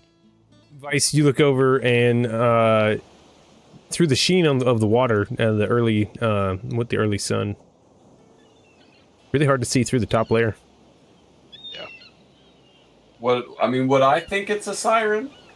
I'm assuming I've heard of the things by now, and what I think that one is. Is it suspicious? Come here. And with that one, you feel a little bit of magic flow over you. Can you make a Okay, wisdom this is saving throw for me, suspicious. please, Kalen? Jump back in the water. Hold on. Hey, my wisdom ain't bad. 14. That's not that great. Jam, as you're standing on your perch up top, you rolled pretty high on your perception. You're not seeing a bunch of stuff, and you're a little bit outside the audible range for splashes against the side of the ship. But you just see Vice go look over the edge and look back and forth, and you just see Kalen walk over to the edge and dive in head first. Just start swimming. And after about 6 seconds of swimming, you lose sight of him. The ripples have steadied in the light that now no longer lets you see him. The swim speed is working against me. You got 30 feet, right? Yeah. You dive over and swim 30 feet down. What's your team do? You feel a magical pull in your heart, Kalen, and just outside of 50, 60 feet, you see a beautiful woman kicking her feet, very, very long hair. She's glowing with like a golden hue to her skin. Come on, Kalen, I have something to show you. It's going to be incredible. I'm sure he drank brief water potion before jumping in. Jam thinks to himself. I have one on my body. I mean, I can drink it when I need it, right? I thought you had the... Oh, does your armor only give you swim speed? Not just breathing water? It just gives him swim speed, yep. Oh, shit. Well, perhaps we should go after the crazy man taking a dip in the ocean. And with that, I'm going to action cast, if I can, since we're not in initiative, I guess like 3 elixirs. Yeah, absolutely. I mean, that's going to take time, right? It's going to take those time. just And an Jerry action cast. is swimming. Oh, it's just an action. Well, I mean, that's 6 seconds. Every 6 Yeah. seconds, if Jerry does not complete the task that he has to fulfill, as she's swimming away from him, he keeps swimming deeper. So he's 30 feet deep now. He's not dashing, so he's not like completely brainwashed. Alright, so then I'm going to change that up. And I'm just going to cast one for myself.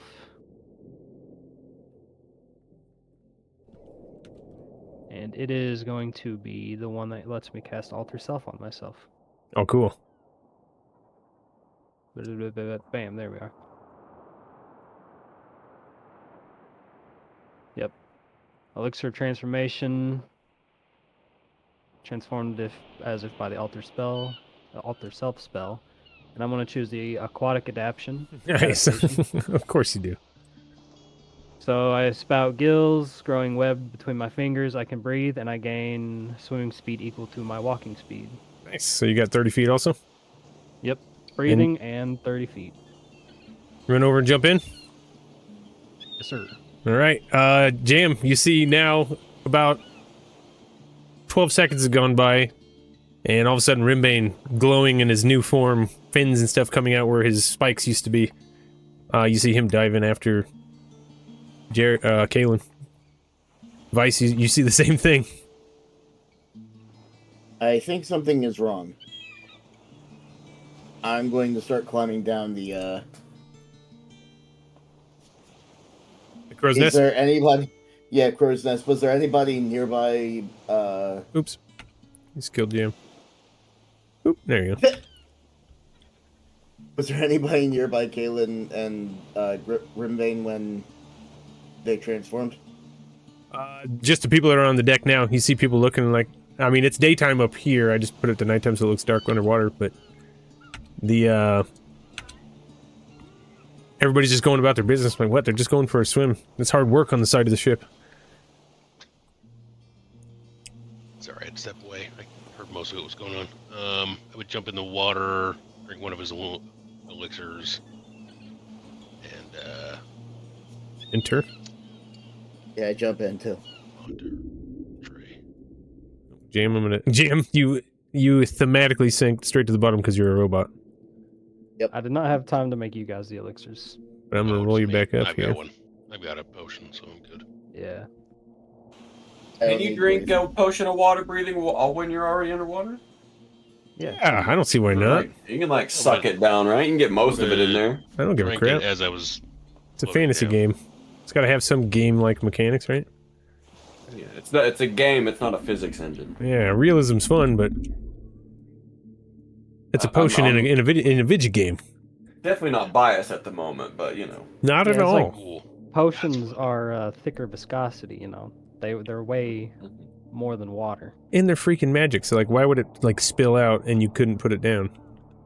Yeah, Yeah. Plus, I mean, it's a potion of water breathing, so I imagine, the little bit of salt water that you get or whatever is, you'll be fine. It's mixed, that's diluted with Salt water's with the good for water you. breathing. It doesn't kill you. It adds flavor. that's exactly what it is. With that, my bladder's gonna explode.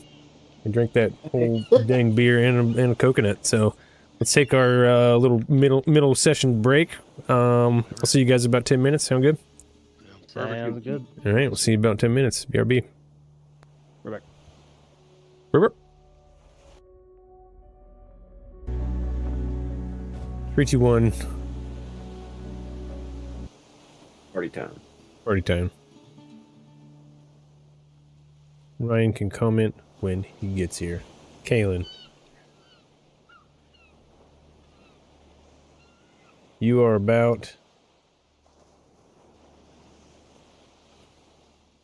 there, and you hear your compatriots splash into the water behind you as you're swimming down. You see something shiny as you start to get deeper. But you also hear the splash, and you turn around and look at your friends. For a moment, that distraction Sorry. lets you break your concentration. Go ahead and roll another wisdom save for me, please. The wisdom, we're gonna get a good one this All I time. believe. Well, unfortunately, it's an 8. You look at your buddies and you point at them and you paddle them to follow you, and you just keep diving. So go ahead and use your full movement to go down 30 more feet straight in a straight line.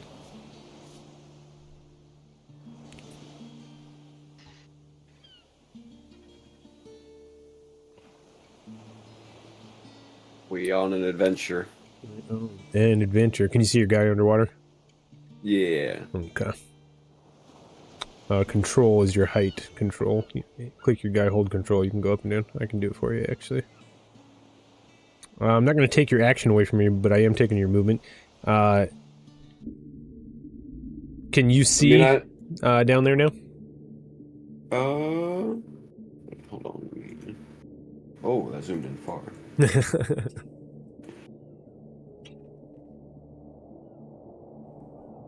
Yes. I can see something down there. As you get closer, you see that she has stopped swimming, and she is surrounded by coral reef that is glittered with gold and jewels. And you see, like, all this foliage is, like, growing crazy huge in this one spot. The rest of this ocean bottom is just bedrock in every direction. But there's just lush foliage breaking out of these spots. Giant tropical-looking plants, but they're all underwater. Huge big leaf plants swaying in the wind. And you see her going, come on, look at this. It can be ours. Yeah, I mean, I imagine I'm still lucid enough to go ahead and drink my water-breathing potion. Absolutely, you want to get down there. I imagine I'm charmed, but yeah, I want to hang out. So, yeah, I mean, we'll just chill. I'm down. All right. You guys see him swim down and slow down just for a moment. How do you guys react to that? I'm going to action cast light on just on any piece of my body. Yep. Probably just doing my armor, my chest piece. Mm-hmm. And I'm gonna bonus action cast Expeditious Retreat. Nice. And I'm going to get all the way down to him. Do it. I'm going probably get a little further than him because I can't quite do anything yet. Expeditious, what does that do again? It Dash. doubles. Bonus action. Dash is a bonus action. That's right. So remember, you have a swimming speed, right? Yep. Yeah, that's right. You're aqueous. So yeah, you got 60 feet. Go for it. Go speed racer. I'll kind of get here and then move like an angle.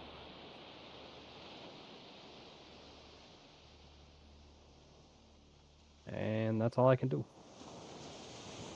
All right, you zip on down. Vice, what are you doing? Jam.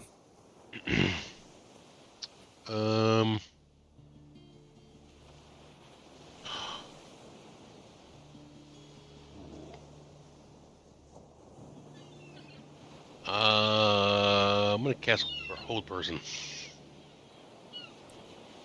On Kalen? Well, he would be paralyzed. Yeah. You see him drink his swim forever potion, and he's paddling down. You're gonna paralyze him? Fuck. Be easier to retrieve. Wouldn't fight back. I love that. I'm going for it. I'm gonna cast it. Okay. That's a wisdom save from our boy, right? There's a wisdom 15. All right, wisdom 15. Kaylin, you're swimming down. You're like, sweet, my boys are coming with me. Look at all this treasure. We're gonna have a party. All of a sudden, your body starts to tense up. Roll that wisdom save. This will be the one I save. Watch. I know, right? Nat 20, this wisdom save. Nat 20'd his wisdom save. No, but it's a dirty 21. Oh! You paddle through for a minute. For a second, you almost... You silvery bars. Okay, here we go. Here we go. You son of a bitch. What did he do? Why the fuck? What did he do? Well, that's just. Aylin, I'm glad this is where I get my rolls. Okay. 2. What was it? 20 plus again? Yep, I got a 21 and then a nat 20. Jiminy Christmas! What a great use of 20s. You swim through. You feel even for a second. You almost question yourself as weird trickery comes over your brain, but you never doubt yourself. Ha! You power through and continue swimming. Can I silvery barbs after somebody else has already silvery barbs? I don't care. Why not? I got a free use. If you're gonna so use the it. thing, I don't care. If it costs you something, go for it. I don't give a crap.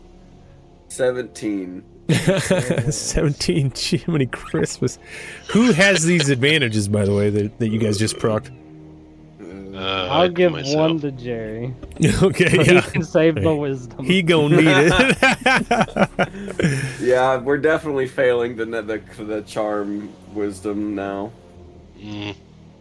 If I can, I got an idea. If I just need to get up to him. All right, what are you doing, Jam? It's your turn anyway. I'm gonna, if I can get up to him. Ow, he's too far away. I'm gonna dash so that I can, so that my next turnaround I can do my thing. You want to be right next to him? I want to basically be able to touch him. Okay, so your movement would actually bring you right about... You're thinking, like, if you're dashing, right?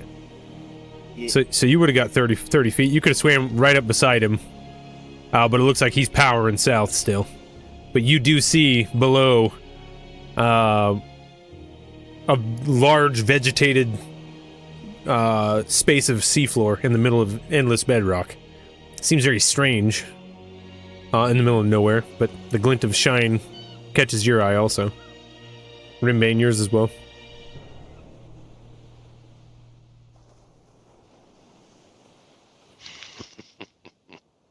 What are you doing, Kaylin? She's just beckoning to you. Come on, come. This can all be ours. We can share. I'm I can't spend looking it for all. timber to build our house together. Mm-hmm. And then at the end of our turn, or my turn, I'm gonna hopefully use this advantage to save. Okay, give me a wisdom save. But you're gonna swim another 30 feet down. Like I said, you're not rushing.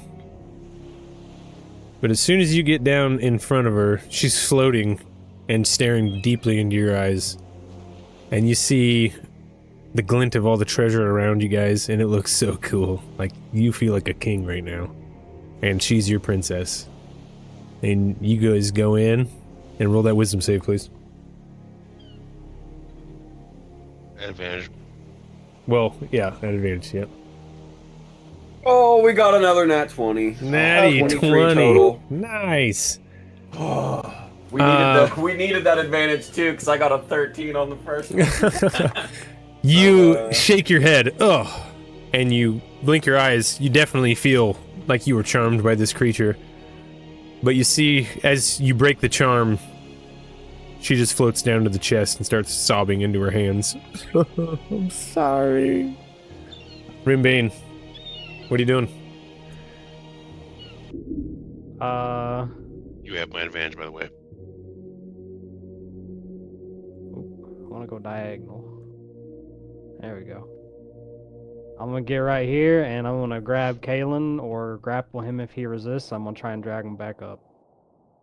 Okay. Go ahead and roll a grapple against his AC.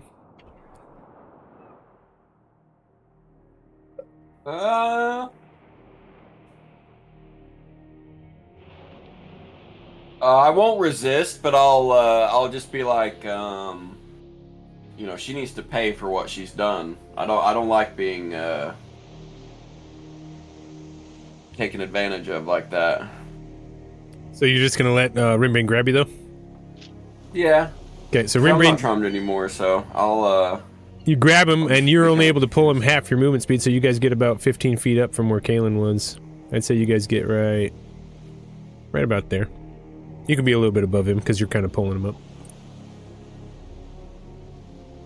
up. She doesn't respond. She just slumps lower, and she actually leans out sideways now and does like the movie star cry.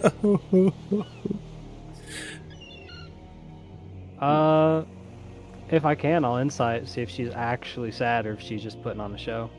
Yes, absolutely. Roll an insight check. Only a 12. Only a 12 says, for a moment, you almost feel her sadness. A severe pain of longingness and loss just overwhelms you for a moment.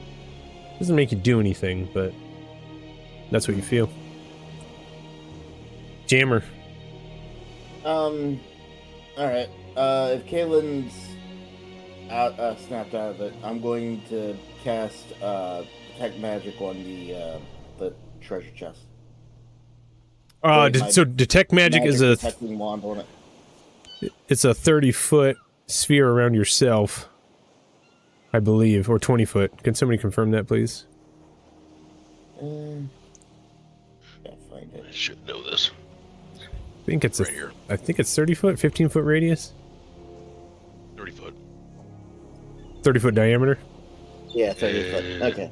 Okay, so I'll just swim.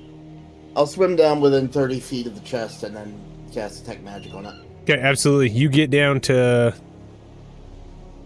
Oh, I'll bring it down, buddy. You just get down. Oops.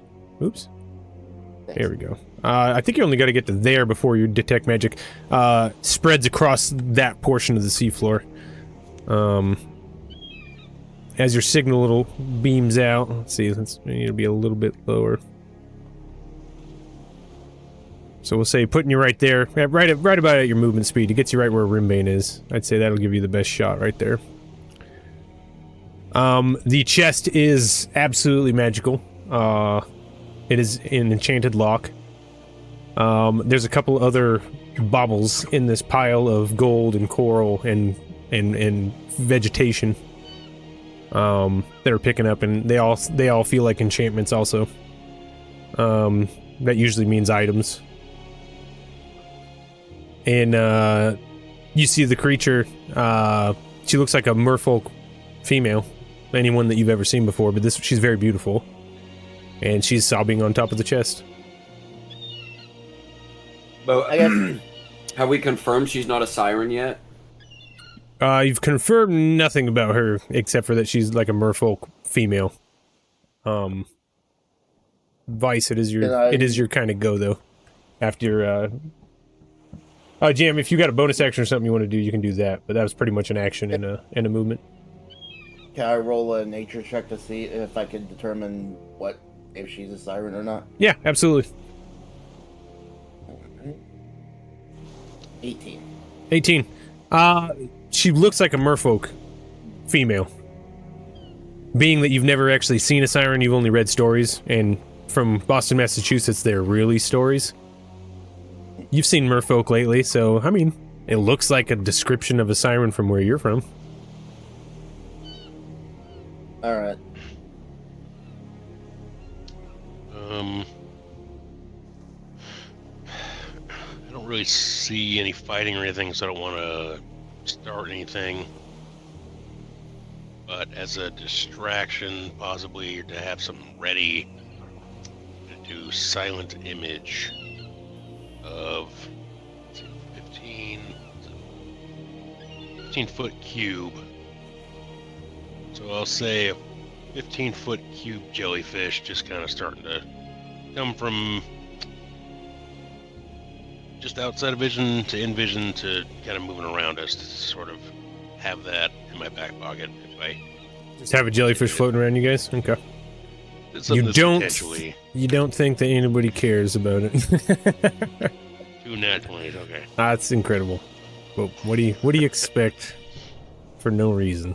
Like, look at this jackass. She just looks at me. I can tell that's not real. They didn't burn a sweat on that. Right? Yeah. Down to 1. That's so funny. I love warlocks though. Favorite casters. They're sweet. Favorite casters. What are you thinking? Kaylin's turn. Sure, Kaylin, go ahead. I'm going to, my weapon's only a longsword, so I can still remain grappled, I think, and summon my longsword. And I'm gonna yell at the mer woman and basically intimidate her and say, if you don't give me a good reason for attempting to lure me away from my crew, you will be punished.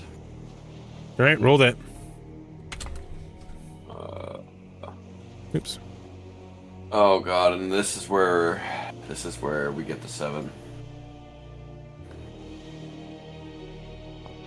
Somebody got a 7. I did. It's not a 7. Oh. Do we both re-roll? Did we tie? What'd you get with your plus? A 7 total.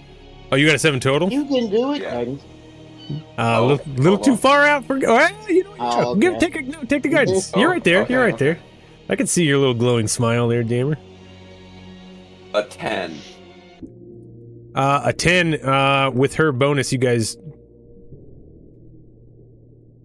She says that, or you say that to her, and she doesn't like react to it. She just looks at you and goes, "I'm just so lonely. One kiss, and I'll let you take anything from my hoard. I promise." And then she goes back to mourning. I ain't charmed no more. I ain't dumb. Nope. I'm good. I'll look to the crew, be like, well, we either put an end to her or we leave. Do I see any diamonds that are worth 300 gold pieces? Check. Let's see if you do. Yeah, what kind of stuff's here? Is it worth dying for? And that's my boys right that there. is the ultimate question. That's I my rolled a boys. 15. 15. Oh, there's a couple.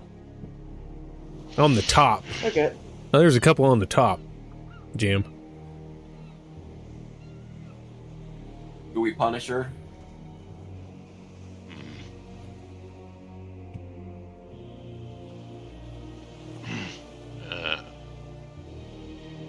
Everybody I don't knows know, but I will not, he'd just kind of like shrug and go along with it if you guys decided to. I will, close? well, go ahead, James. I went recently. How close am I to her?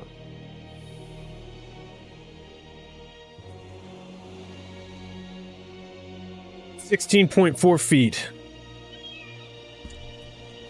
I am... Okay. I will go down to her and press my screen against her face.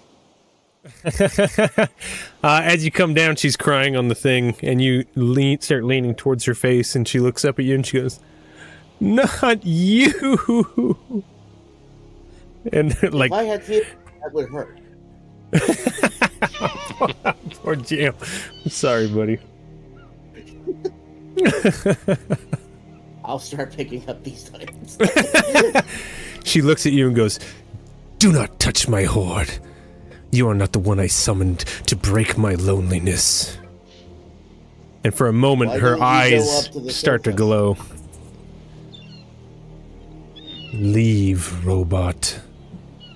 Leave me to my sorrow. And she falls back and starts crying again. Why not go up to the surface? I can't leave this unattended. Passers-by would see the glint of my treasure and make away with it. And then I'd never be able to find a husband. You won't be able to find a husband here. I will. One day. And Jerry, she looks up towards Kaylin, and you see her eyes longing. You don't feel any magic come out of her, though, as she looks back towards the boat, the bottom. Nope, I don't like her. I'm pretty angry. I mean, this didn't work out last time, but I would like to, for her punishment, she has to, give us 2 things and let us go. For my punishment? Well, She starts to laugh as time begins to slow. You guys sense nefarious nature as the pile of gold begins to shift. You see the diamond you were just about to grab, Jam, roll down a little ways as the gold begins to slide amongst itself. And it separates. And you see a giant green toad-like figure covered in barbs, skin being pulled to the points that it's just tearing, and it's just openly bleeding into the water. Its giant mouth filled with teeth. And eventually he stands to his full height and is staring down at you, Jam. And she looks up at you all and goes, "It's a pity. The kiss is easier. And I need everybody roll initiative, please." Damn. Nice. we'll be fine. Fine. Ugh. 11. Oh shit, this does have inspiration. 11 for the Jammer. Gotta go to encounter. Oh. Bing bong. Bing bong. Oh. We 11 got for Jam. 16 on Kaylin. 16 for Kaylin. Rimbane. 16. 16, nice. I'm Got guessing... 2 16. Who's got the dex on that one? Doesn't matter. Jerry's wearing 0. heavy armor, so you're gonna go first, Yeah. Rim. Vicer. 19. Look at this big guy. Yeah. Now I need to add that. I'm gonna roll 1. And 2. Oop, wow. And 7. Okay, so it's gonna be the Shlalala, the monster first. And then she's gonna go before Jam. Alright, so we got Slagoth, Vice, Bane, Kaylin, the Mage, and then Jammer, you're bringing us up on the end here. It is going to, with its turn, it's going to reach out and just grab you, Jam, around the waist, and just start swimming up, so it's going to try and grapple you.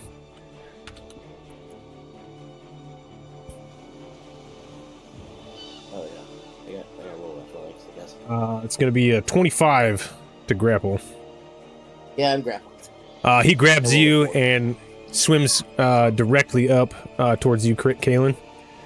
And as he swims up towards you, you see his mouth opening below you. And he is going to attempt to swallow you as he swims over you. As he's holding your buddy in his hand. But as his mouth opens, he closes his eyes. And after his swim speed, he swims right by you. And you did not... He managed to dart out of the way right at the last second. But Jam, you are right there. Alright. You see this giant creature come swimming up, holding your buddy. What are you gonna do, Vice? I don't have a swim speed, so is my movement half speed? Yes, exactly.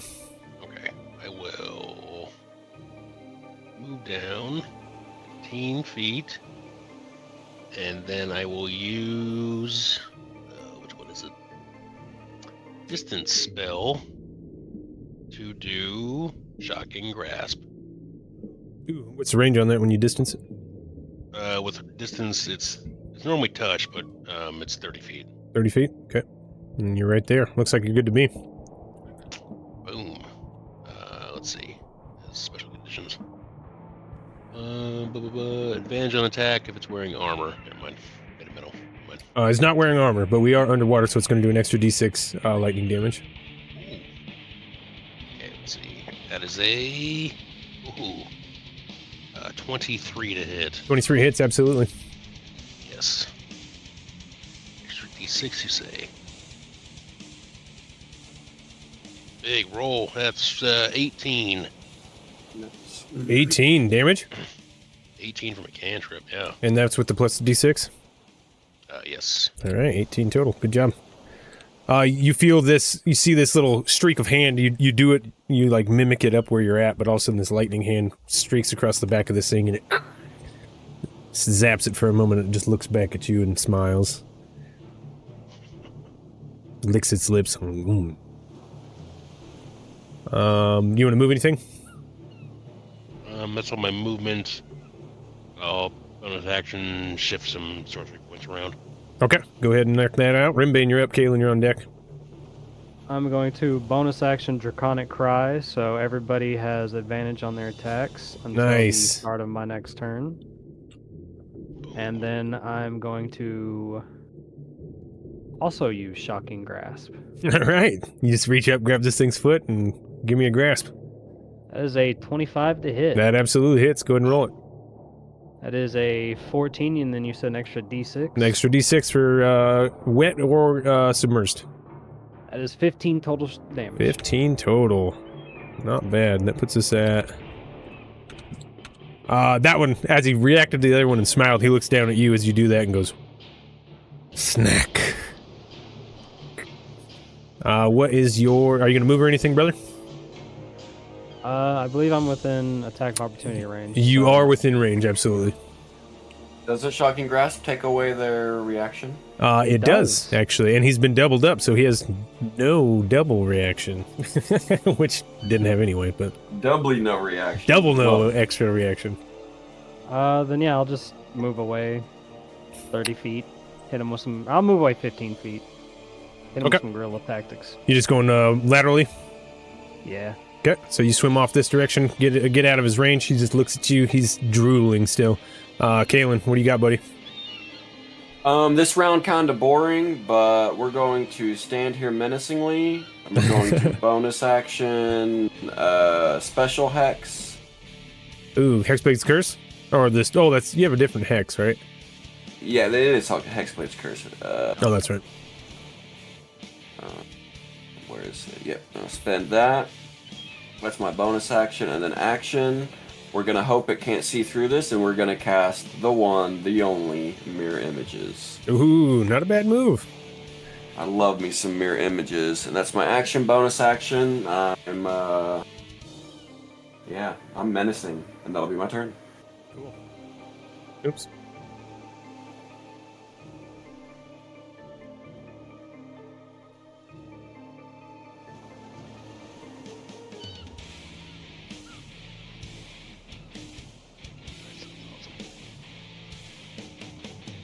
There you go. Something like that happens right there, huh? Yeah. Looks pretty cool. And Talespire is pretty sweet for my brain visuals. You begin to rotate these images around you, and you actually phase into them so badly, nobody knows which one you are. With that being the case, the merfolk mage down below is going to look at you, Rimbane, and say, "Get in," and she's going to point at one of the large gourds that are growing in the foliage around here. And I need you to make a wisdom saving throw, please, buddy.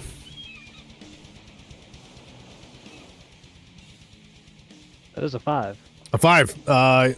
You are now feeling overly compelled. Your only desire on your turn is to swim down and get inside of this pod right here. So you have been commanded. With that, she's going to move off in this direction and hide behind some of these big leaves and gourds right here. Take up a better position. Jammer, you are being held by a giant underwater weird thing. Looks pretty similar to the monster you saw on Salt Rock Island. It's Very, okay. very, I very have early him on. where I want him. Exactly. And Spirit I Guardians. cast Spirit Guardians. Yes! pick me up, I'm gonna burn you, dude. And that is a wisdom save from this guy? Yep, it's a wisdom save. Wisdom save. That's probably not gonna do it. 3? My wisdom, 15. 15! What's the damage?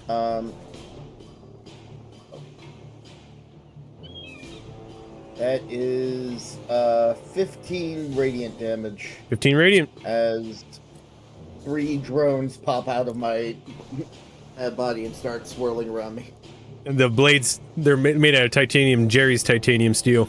And as they skip up, they keep running into the monster in different spots, and they're leaving little slashes all over his body. Zip, zip, zip. You drone pilot. So you do not attempt to break out. You're good where you're at. Yeah, I'm good where I'm at. Burning him up. All right, Spirit Guardians is in effect. That's going to get us back to the top of round 2. The creature has you in its hands. And How long does that advantage last, by the way? Did I just waste a turn of advantage?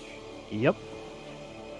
It's on your next attack roll. My next turn. Oh, until the start of your next turn. Draconic Cry? Damn. Yeah, so I wasted it. I'm sorry. Done farted that one away. Hey, we're all learning still. 10 years later. Since he's holding you already, he's going to use his special ability of Devour.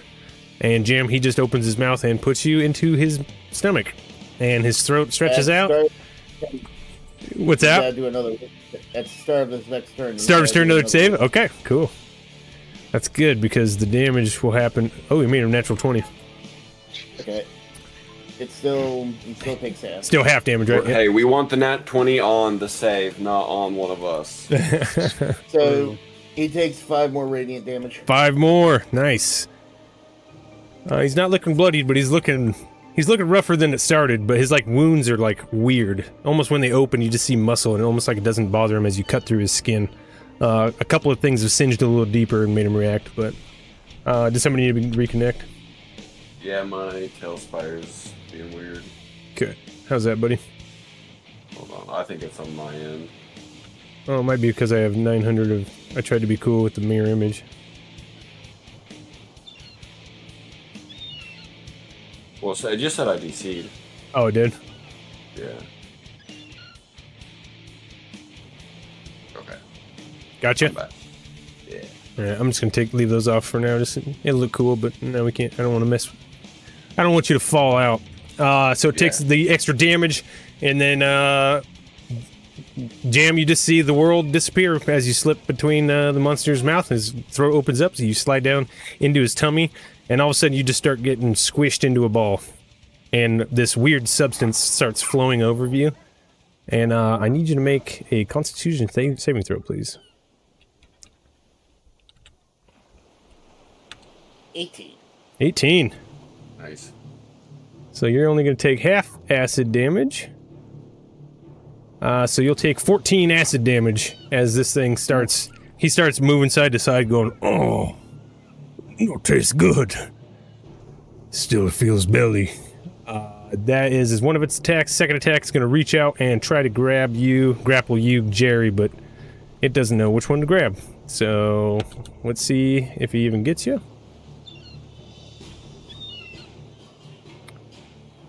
That's a 21 to hit. 21 to hit. Yeah, and that'll, yeah. Okay, so roll a So we'll have to burn a D10. clone. Roll your D20. If you roll a 6 or higher, he hits a mirror image. D20, 6 or higher is what we want. 17, that is 17. a 6 or higher. So he reaches out and he's sure of it. He grabs it and it shatters and breaks apart as 2 more images still meld with you. He can't decide which one's which. But that is his turn. The Visor. Guardians are gone. Oh, you lost Con? Concentration. Okay. Yeah. You see, you see Jam disappear into the tummy, and as soon as you see the monster gyrate once, the Spirit Guardians fade, no longer illuminating the space. Vice, it's your turn.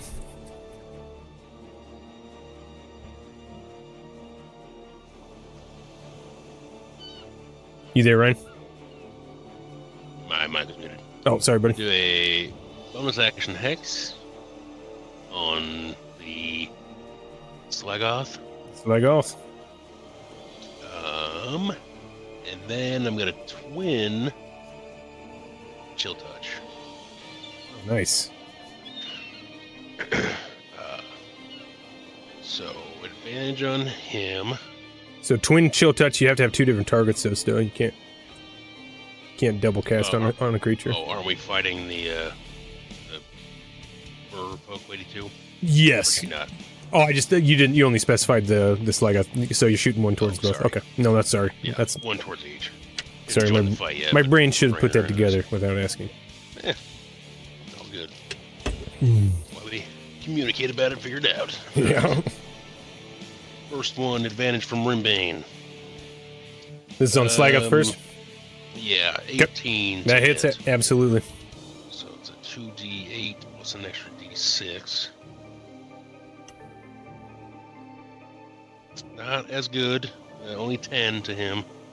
10, not bad. Then on her, she takes a, let's see, 24 to hit. 24 will hit, absolutely. It's another 2d8.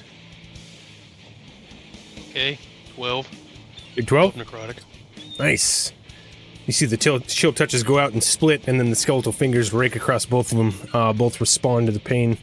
The Slag is starting to look rough. Not quite bloody yet. The merfolk female you see is not reacting. But as soon as your turn is over, you see her, with her eyes closed, look back up, and she starts to emit a high-pitched noise from her mouth. I need everybody within 60 feet.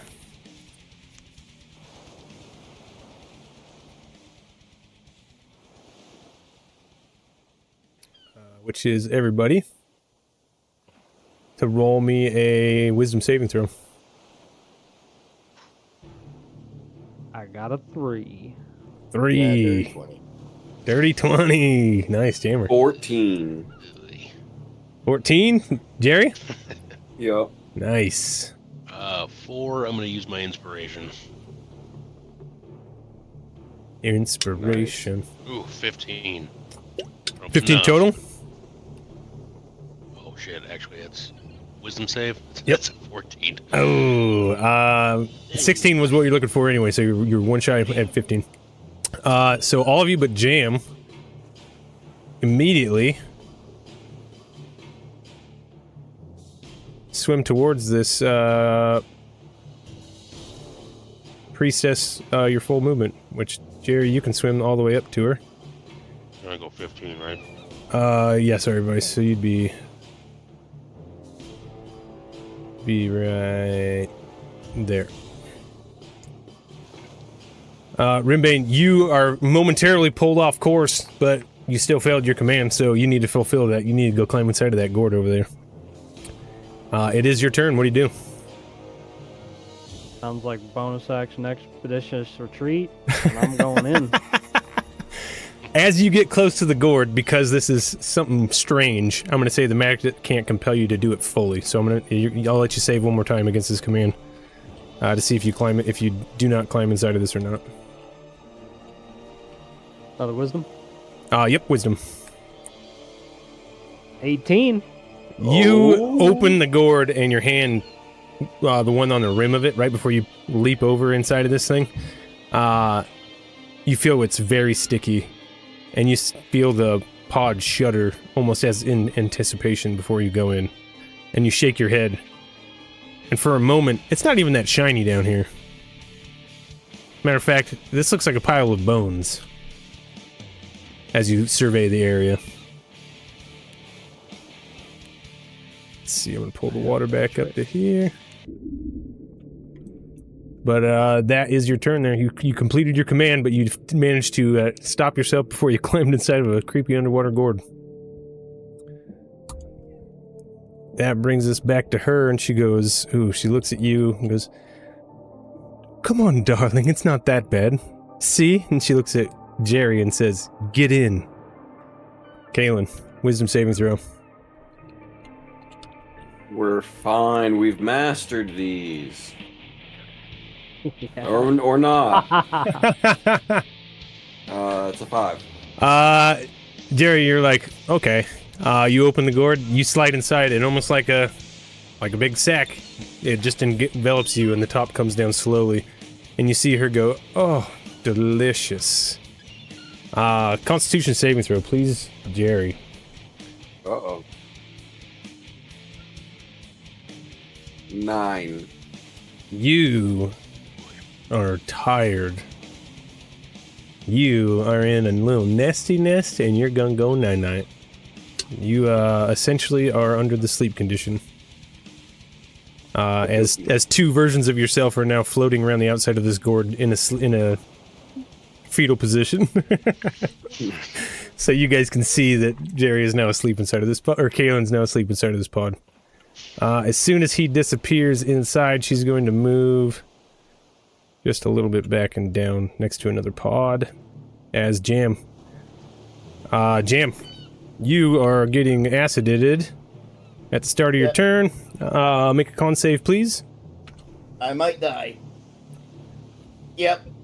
That's a 5. That's a 5. 14 more acid damage as you start to churn inside of it. Your system's shut down, and you hear the monster go, and he actually regurgitates you into the water, and you are floating out in front of him with a bunch of bile around you. He's like, oh, that's not so yummy. I'll eat you. Vice, he swims up to you, and he tries to just come over you with his mouth. His giant mouth just opens like a whale shark underneath you. Here's his swallow attack. Natural 20. Oh my god. Hang on. I want either silver barbs or vortex warp myself. Okay. Vortex warp, is that a reaction? Shit, it's an action. Yeah, I think that you have to do it on your turn. So he hit for his swallow on you. So you are swallowed unless you want to react to that. That was an attack roll. You want to silver barbs it? Okay. Yeah. So here's the actual roll. Burning slots fast. That is only gonna be a 15. That still hits. That still hits. You go inside the body. Damn it. And you're gonna take Constitution saving throw, please. You're gonna take 18 or 9 acid. Let's see. I have con save. That's a 17 on my save. 17 on your save, so you're gonna take 9 acid. Nice. Okay. 9 acid. And then I'm concentrating on Bane, so I gotta roll that. Oh, you had Bane up? Oh, not Bane, sorry. Hex. Oh, Hex, that's right. Yep. Go ahead and roll for that. That's also 17. 17? Okay, so you hold up your Hex and you're still up. It is actually your turn. You are inside of this creature's mouth. What do you want to do? His tell me. I'm inside. Actually, it is the start of your turn, so you'll take the con save again. Sorry. And that's going to be 11 or 5 more acid at the beginning of your turn. 19. Nice. Actually, natural 19, so 22. Yep, absolutely. That'll work. So it's only going to be 5 more acid at the start of your turn. This is add up fast. I am inside. He's baned. I'm gonna try and get the fuck out by hurting him, going for shocking grasp. Let's see it. I don't think I'm gonna make you attack him. You're inside of his guts. You can reach out and touch him. Just roll the damage. Yep. 2d8 plus a d6. I mean, you can roll to see if you want to if you get a crit. Yeah, let's do that. Yeah, Just that's fine. Nope. That is 14 damage. That's with the d6. Yeah. 14 to him. That brings us to nice. We're getting there. He's definitely bloody at this point. And you surpass the damage threshold. He, as you shock him, he spits you out. Coughing as a bunch of acidic bile is floating around you. As soon as you regurgitated, you see Jam's lifeless form just slowly sinking towards the bottom. Vice, that was you, Rimbane. I will have movement after I? Yeah, you haven't used any of your movement. Um, Absolutely. I will. I'm swim still 15 alive. feet up. You're still alive, I'm Jam? still conscious. Yeah, I'm still conscious. I have 5 hit points left. Oh, okay. Well, he still spit you out. You're not yummy, so. You are conscious still. All right. Too bad I spit Vice out. I would have ate him. Okay, yeah, movement, and then I'm done. Okay, that's Vice. Rimbane, you, buddy. Then we're going back to the mage.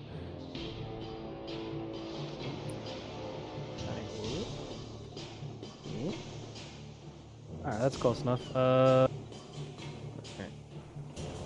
Shock and grasp. No, actually, bonus action, Draconic Cry again. All right, Draconic Cry giving everybody advantage again. Yep.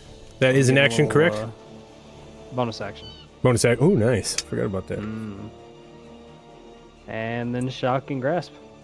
I mean, you're zapping them already. Might as well keep zapping. That is a dirty 20 to hit. Dirty 20 absolutely hits. Roll that damage plus a d6. 13 total. 13 total. We're looking pretty good, guys. He's looking real rough at this point. Like he's even like you see a glint of worry in his eyes, but still overbearing, almost demonic confidence on top of that. Is that your turn there, Rimbane? I hit him, so I'm No noticed that reaction. He likes the touch things. Oh, but I bonus action, so I can't expeditious retreat. All right, that you then? Oh, yep, that is me. Okay, that's you. Just to move though, okay? I took like 25 feet to get up here, so I might as well just. The priestess is gonna get like this. You're gonna see a cackle of energy in her hands as she launches a. How do I get above? That's 40 feet right there. Me, I don't like it. She's gonna launch a lightning bolt directly up, and it's gonna pass through Rimbane's space and Vice's space. I need dexterity saving throws from both of you. And if you don't have a swim speed, this will be at disadvantage. I got a nat 1. All right. Disadvantage dex. This one's gonna hurt. Got a Or not, it's only 21. 16, that's the save. So you'll take 10 lightning damage, Vice. Ooh, I'm out. And Rimbane, that is gonna be 12 or 21 to you. I am almost out. Ooh. I am unconscious. Vice begins to float lazily as the creature is licking its lips as his meal has just become easier to devour. Jam, you are still alive. Robot man, what do you do?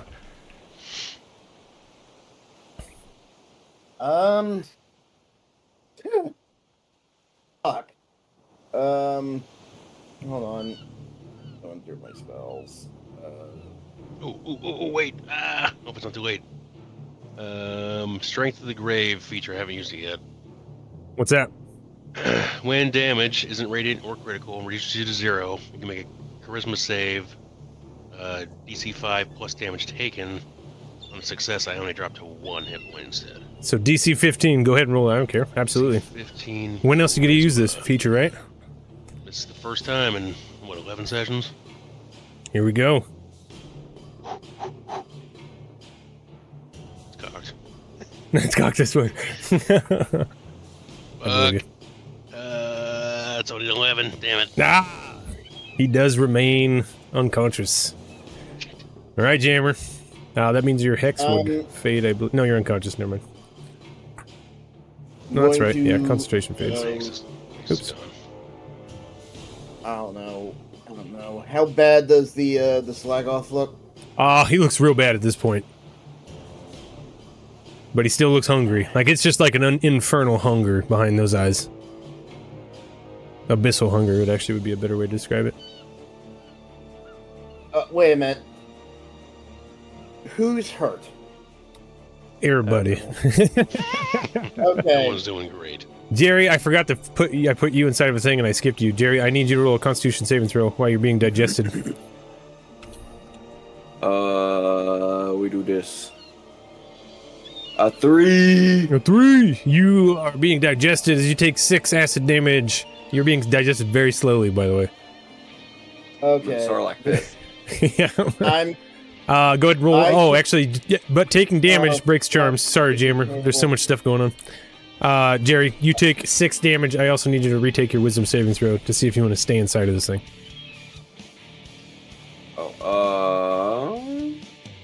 Sorry, Jam. 21. We do not want to stay inside of this thing.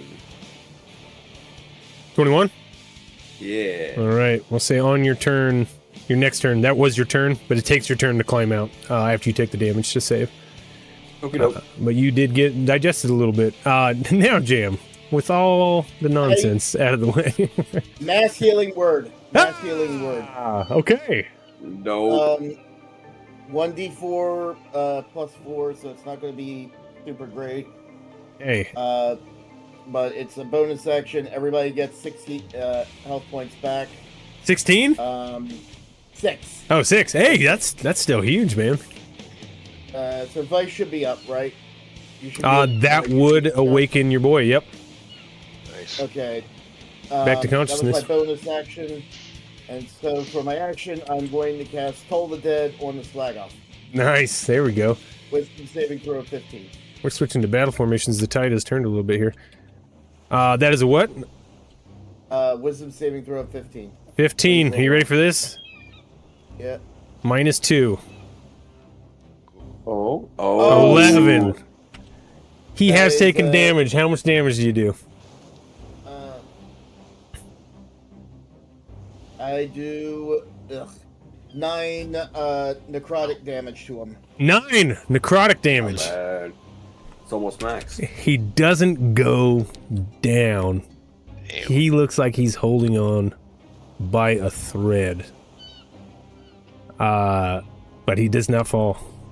He literally has one hit. He's got 1 hit point left. He needed 10 and got 9. So I get another turn with the old Slagoth. Do you want to move it all, Jammer? Sure. Okay. He was shocking grasp, so he has no reaction. I'll move over here. Okay, you get out of there. As it becomes his turn again, Rimbane. He gonna eat you. First he's gonna punch you in the stomach. That is a 7 + 6, 13 to hit. No, sir. As he goes to punch you, your new aqueous form is paying off. You dodge out of his fist's way. But as his massive fist comes over and you swim to the right, his mouth is right there on top of you, going for that little bite. Little swallow action. That is a 18 to hit.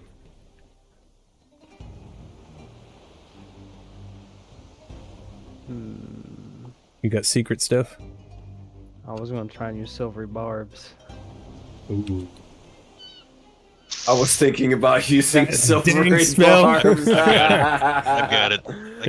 I need to start attacking you guys with like 20 dudes. You got so much silvery barbs. Oh, silvery barbs is my reaction. Okay, silvery barbs. We're trying to get less than. What's your AC, Rimbane? 17. All right. Not bad.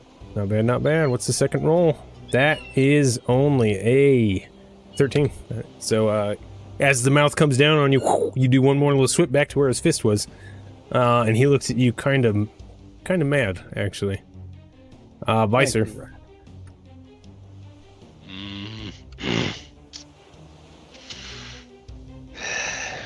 Ay. Not one to back away. Well, Jared, did I bring you back? I will. I'm not sure. I think I'm after Rimbane. I'm not. Yeah, Yeah, we both got 16s. Yeah, so- you're after Rimbane, Yeah, so after Rimbane. I got you back on the order now. There you go. It's like, I think you go before the mage does. Let's see.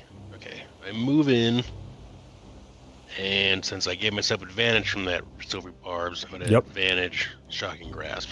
All right, let's see it. It's, 2 natural ones. 18. Yeah.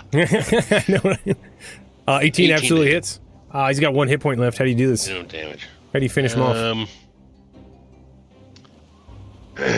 I reach out to touch him, and I put my hand on his skull, And I just fucking maximum charge. Just. And he just, like he's an electric chair. And just fries his eyeball boils and all that shit. Rimbane, as he chomps down next to you and you see his eye dart over to you, you just see out of the corner of your eye as you're staring at this massive face, Vice's hand come down onto this guy's head, just starts zapping him, and both of his eyes pop out. And his body, as it starts to float, it actually bursts into like a black ichor, and his corporal form begins to fade away in front of you. It makes the water a little bit black and opaque for a moment, but his body completely disappears. Vice, is that you? Bonus action, Form of Dread. Bonus action, Form of Dread. I just roll back and I look a little bit like a vampire. A little bit vampire-ish. As this new form takes over you and you gain, tell me what that does again. It's the fear thing? I gain temporary hit points equal to, in this case, 3.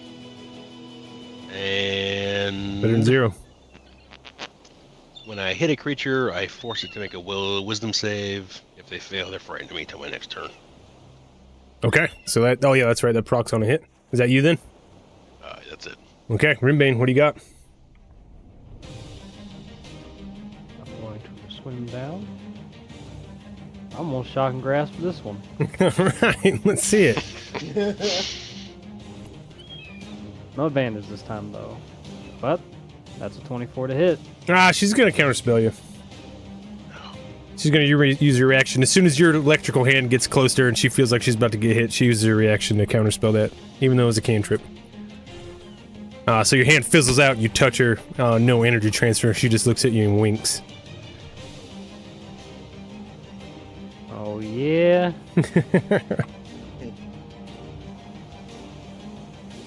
You guys want a level 5, baby, here we go. Damn. Yeah, that's about all I can do. I don't really have a good bonus action. That the Rimmer? Yeah, that'll be me. Big Daddy Kalen. I am going to double blast. Double Eldritch Blast, alright.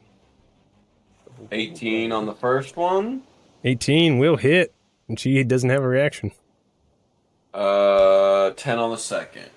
10 on the second. 10 is gonna miss, but the first one definitely hits. 12. 12 damage? And then and then Not I will bad. move up. Cool. And get in their face. 'Cause I still got mirror images and stuff left, so. So you're swimming right up on her. You got 2 mirror images left, I believe, plus you. Yep. That brings us to her turn. And she's going to look at both of you and just go, bye-bye, and turn to swim away. But before she does, she releases a magical energy. You guys hear a swirling around where you're standing. And a sphere of water begins to churn in like almost a tidal form, and it almost forms an orb because it's moving so fast within the ocean. I need strength saving throws from both of you guys. 6. 11. You guys are both caught in the watery sphere. You're essentially restrained until she loses concentration, so she is going to go ahead and swim her movement speed away. As she darts off away from this place, it brings us to Jammer. It is your turn. Well, I'm going to swim, and if I can get within 60 feet of her, I'm going to cast Hold Person. All right. What's your swim speed? 15 feet? Should be, yeah. So you get to, you can get to right there. That's an M and a 2. She is 65. One square outside. Alright. Let's see if we can get you. Hold on. Let me see this. No, that's that. Either way, laterally, still a little bit outside. Okay. Got anything else? Gonna dash? I mean, dash would be a waste. I guess I'm going to try to help Rimbane. No, you know what? I can cast Bless one more time. I cast nice. Bless on Rimbane and Kalen to help them on their next strength saving throw. Cool. Blessed him up. Bless up. Oh, All right, Jammer. I'll bless Vice too, just for the heck of it. Just for the heck of it. Who knows? Something weird might happen up there. Yep. That you, Jam? Yep, that's me. He's got the bless up and the bless off. Vice and Rimbane, you're on deck. I will cast Hold Person. Okay, I saw you measure. I saw your 59, so go ahead. That's a Wisdom 15. You. Wisdom 15, all right. She's going to roll 2 on this one. Ooh, 2. It's going to be a dirty 20. Damn. Dirty 20 on that hold person. Jeez. You want to do a little movement, a little anything else?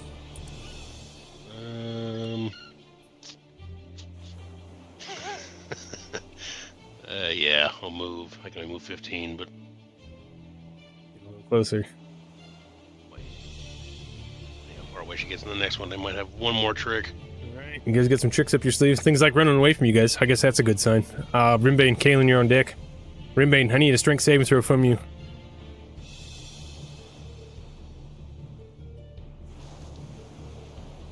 That is a 11. 11. You are swirling around inside of this thing. You are restrained this turn. You just have the condition restrained. So can I still cast spells while restrained? I believe you can. I don't know why we have to look this up every time, but let's do it anyway. I have it pulled up and it says creature speed becomes 0, can't benefit from any bonus to its speed. Attack rolls against it have advantage, but going out has disadvantage. Yep. Disadvantage on dexterity saving throws. Cool. Yep. That's it. You failed your strength save. You're just restrained. So you have all of those things. It does not say you can't cast spells. So go for it, my friend. And your water ring potion. And you're aqueous, so you can talk underwater.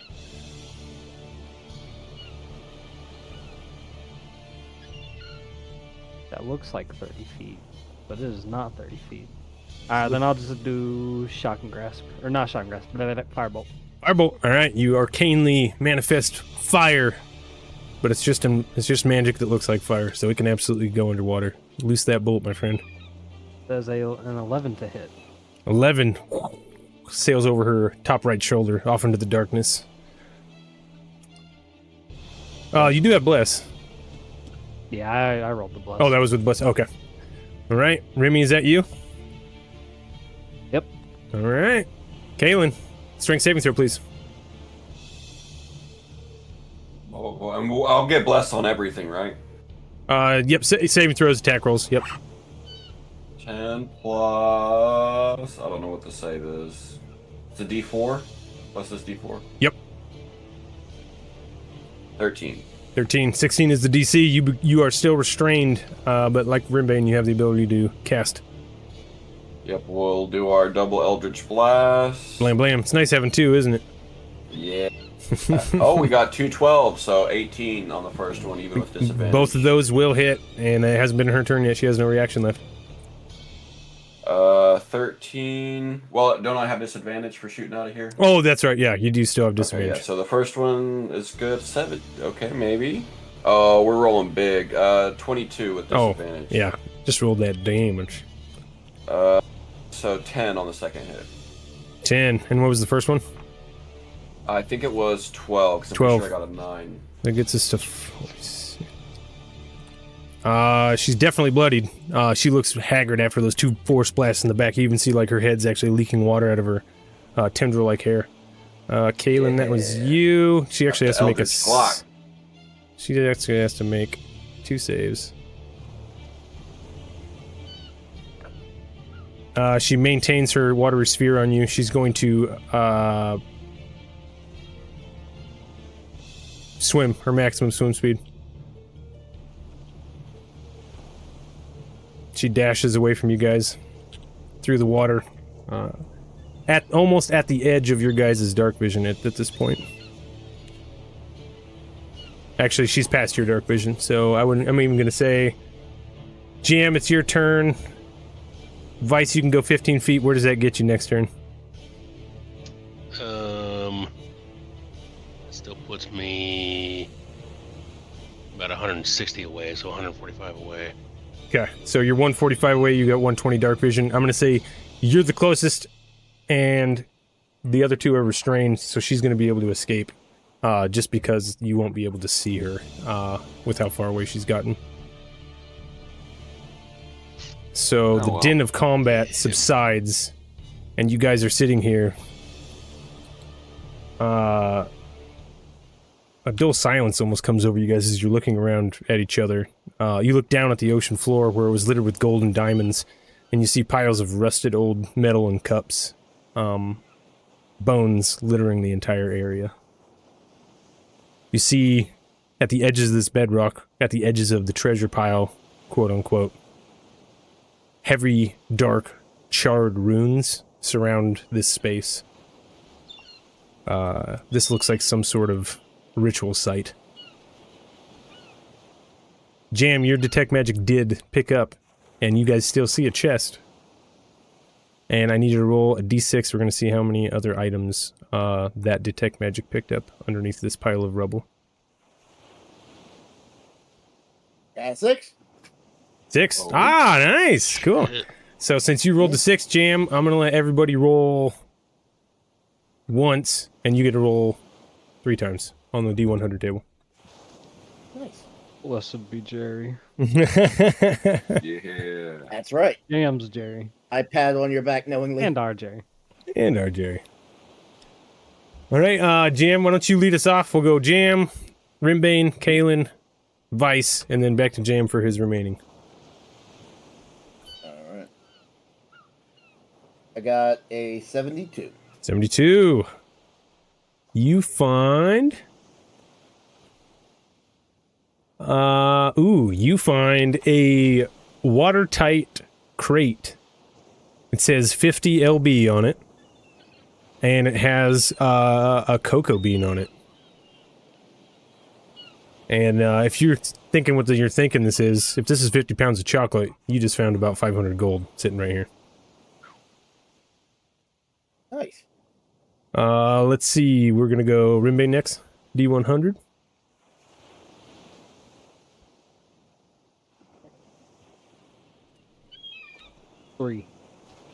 Three. Gotta go back to the top now. I have to reel my mouse wheel. I need you to roll 3d12, my friend.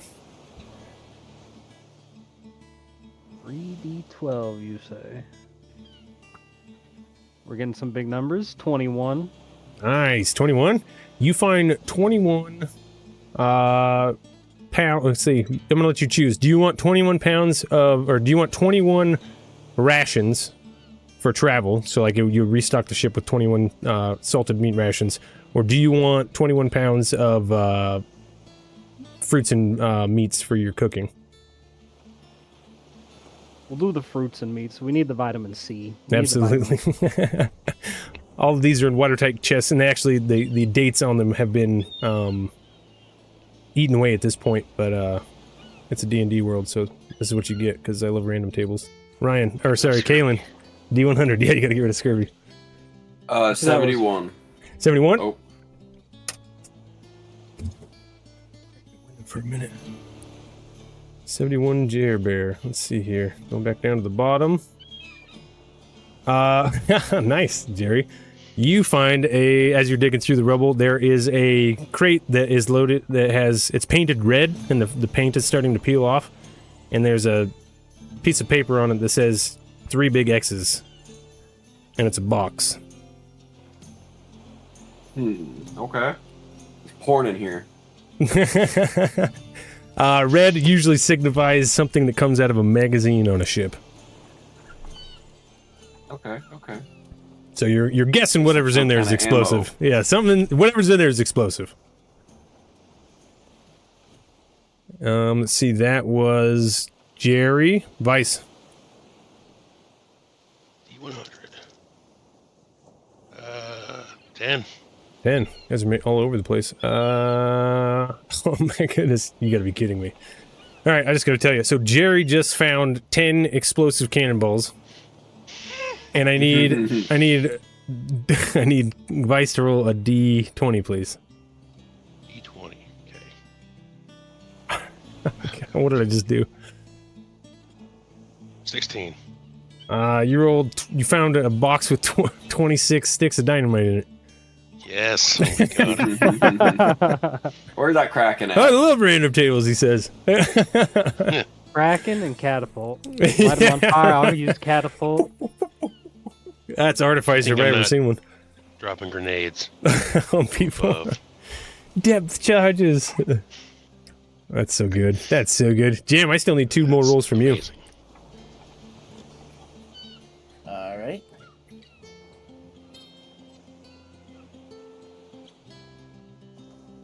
$24. 4. You find a large book bound in leather that is in water-resistant material, and it appears to be in Aquan. And does anybody speak Aquan? That's fine, because the cover of this book says Aquan for Dummies. If you spend 5 hours, 5 short rests or long rests reading this book, and you pass a DC, incremental DC, that'll teach you the Aquan language, and you'll have that under your proficiencies. Sweet. Okay. One more. The last one. 81. 81. I think we already had an 81. We had a 71. We did not find anyone. Yep. You find a very long whistle that is to be a signal whistle for a ship's board. People who up in the crow's nest usually hold them. But this thing is made out of platinum. Engraved platinum signal whistle.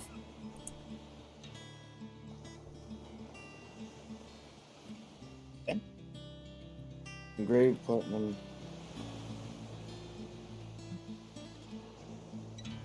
The enchantment that is on all of these objects were just something to basically preserve these items so they didn't deteriorate being under the water.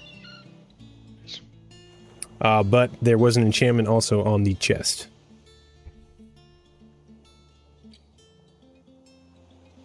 So you still have to open the chest. Yeah, you can open it down here, you can haul it up. You guys know the rules, though. I'll open it up here.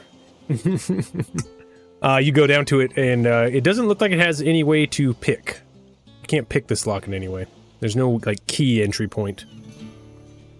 And you do remember that there was an enchantment on it when you cast that Detect Magic. You're assuming that it's probably some sort of arcane lock on this thing. Let's see.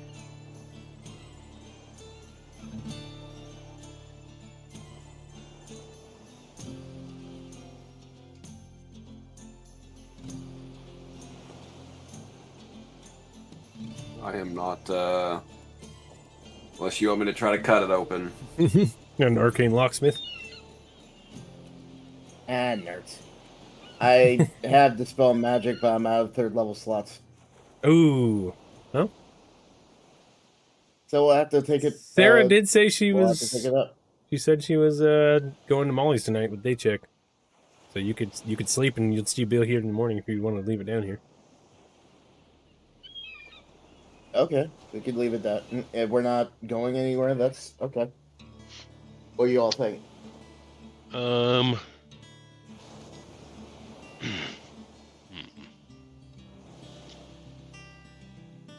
Well, I Seems think, like- Go ahead. we didn't actually kill the creature that was here, so what's to say it's gonna stay? That's true. Exactly. I've been tinkering with some of my spells, and watch this. And you shape water to create a 5x5 block of ice, which should be buoyant. Around the chest? Yes. You freeze the water in a 5x5 square around the chest. Does it float? Yeah, why not? Well, yeah, because it's salt water too. Well, ice definitely floats in salt water. Less dense, so it should be. I don't see why not. Icebergs float, right? Yeah, you freeze around this thing, and it is. I don't know if it's in. Yeah. It is heavy still itself. Do. And you wouldn't be able to get underneath it. Well, I guess you could, because it's just a chest. Yeah, if you swirled it, yeah, if you lifted it up a little bit with the shape water as it froze, and it lifted it off the ground, absolutely. It starts floating up slowly. Let's see. If you cast multiple times, you can have no more than 2 non-instantaneous effects. So I could do 2 block size. Okay, so you're basically, yeah, absolutely. You get it buoyant enough with the ice that it begins to float to the surface. As soon as you cast that and it begins to float, you hear a splash above as you see Sam Oceans, the Aarakocra, dive into the water, looking around, and sees you guys, and he puts his hands up like, what are you doing down here? Don't worry about it. I definitely didn't get kidnapped. He cocks his head a little bit and just... Oh, go ahead, Jim. I definitely was not spurned by a siren. It wasn't me. Wasn't me. Yam is frowning. The robot down smile. Downward you. Downward you. Yeah. He's just like, he stops for a second, he nods, and he points at the ice thing and goes, waves you guys up, and he swims back to the surface. It looks like he didn't take a water breathing potion to see what you guys are up to.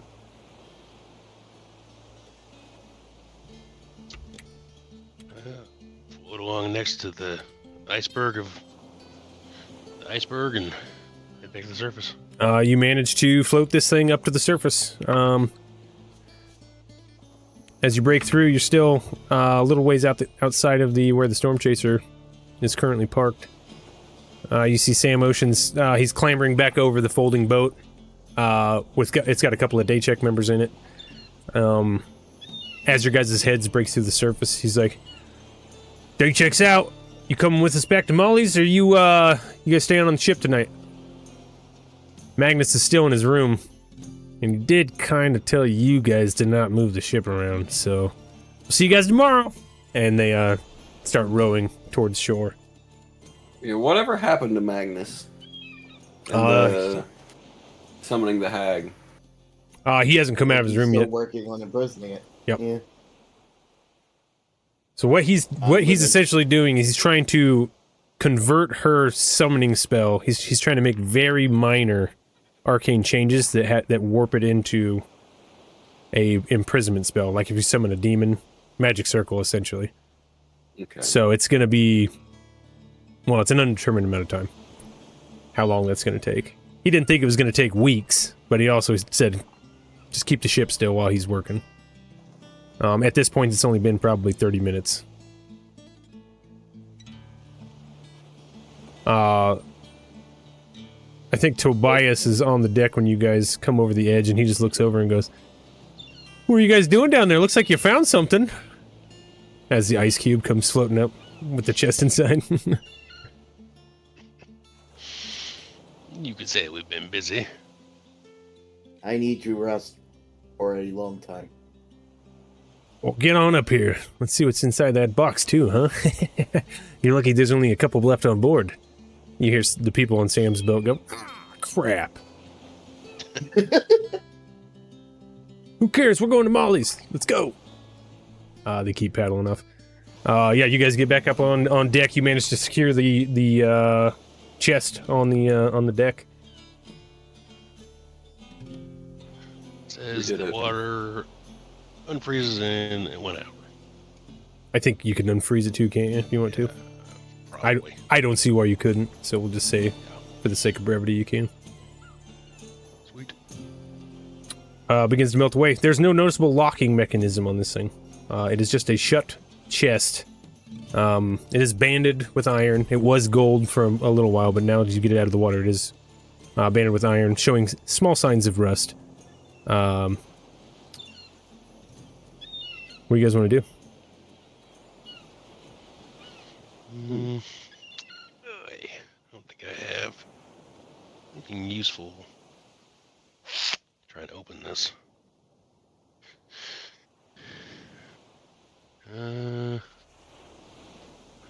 Last time I fucked with the chest, it didn't go so well. I think I'll sit this one out. The only thing I can do is wait until tomorrow to unlock it. Well, it's in our possession. As long as the sea hag thing doesn't come back. Probably fine up here by itself. You hear Tobias? No, no, absolutely not. I'm gonna go put it down with that giant lug in the front of the boat. He ends up just shouldering it and chugs it down the stairs. You hear him, heavy footfalls, goes and puts it inside the cage where Dread's coffin is. Well, either way, it's on board, so it should be safe.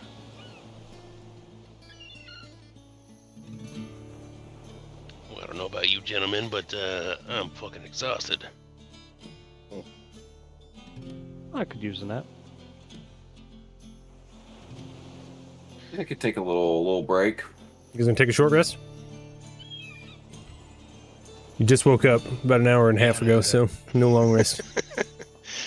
At a minimum, a short rest, yes. Okay, yeah, you can definitely take a short rest. If you guys want to take a long rest, that would still entitle a roll for you guys taking care of some sort of duties on the ship, since you're deciding to stay back at this point. Which would proc a roll for a random counter. So you want a short rest up? Yeah. Okay.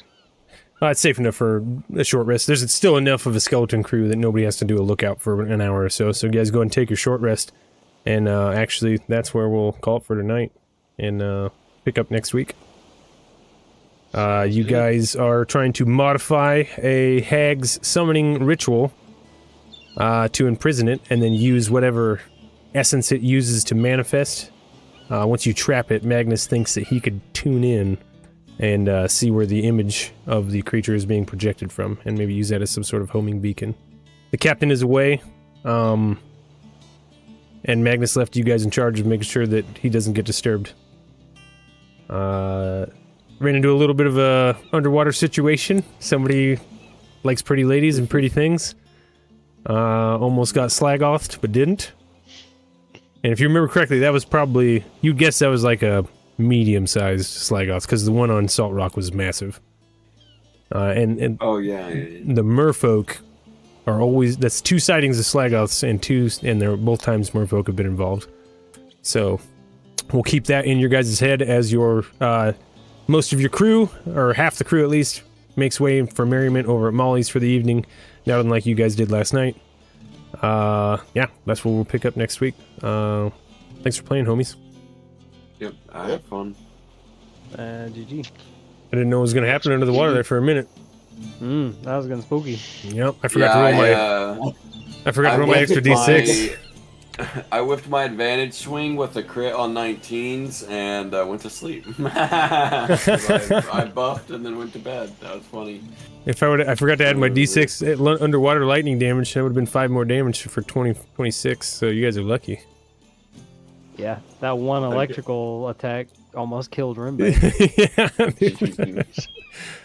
Pretty cool though. She didn't move away, as in try and vortex warp her back. Oh yeah, Vortex Warp is a clutch spell, man. If you can get it. Yeah. But Yeah, she was at the point where she was like, it's time to go. Like if my thing is gone, I'm done here. So. Yeah. Zipped on out to live another day. Which range?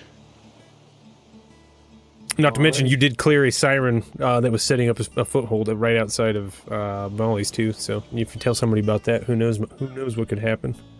So keep that in your guys' notes, and that's where we'll pick up next Friday. We'll pick up in your guys' short rest. So heal up while we're gone, and think about what you guys want to do to pass your watch while Magnus is inside closed doors. So I forgot last time. I'm making those biscuits to get temp health. This Oh, time. absolutely. Yep. Matter of fact, roll that now, and then you guys just add it at the end of your short rest. I knew that too. I was like, I have to get him down here before Rimbane says he does his biscuits. That was a 14. That's not bad. Yeah. So what's your normal too? 3 now, since we 3 now? went up proficiency. Yeah, take 4. You found those goodies downstairs, so everybody will get I got 4 you. temp. Nice. Good with that. Definitely. Alrighty. Well, I had fun, everybody. Yep. GG's. Appreciate you guys. Good night. Same time next week. Everybody's good. We'll check in again on Wednesday. Yeah, that should be. All right, boys. Check it later. Have a night. Bye. Peace. See you later.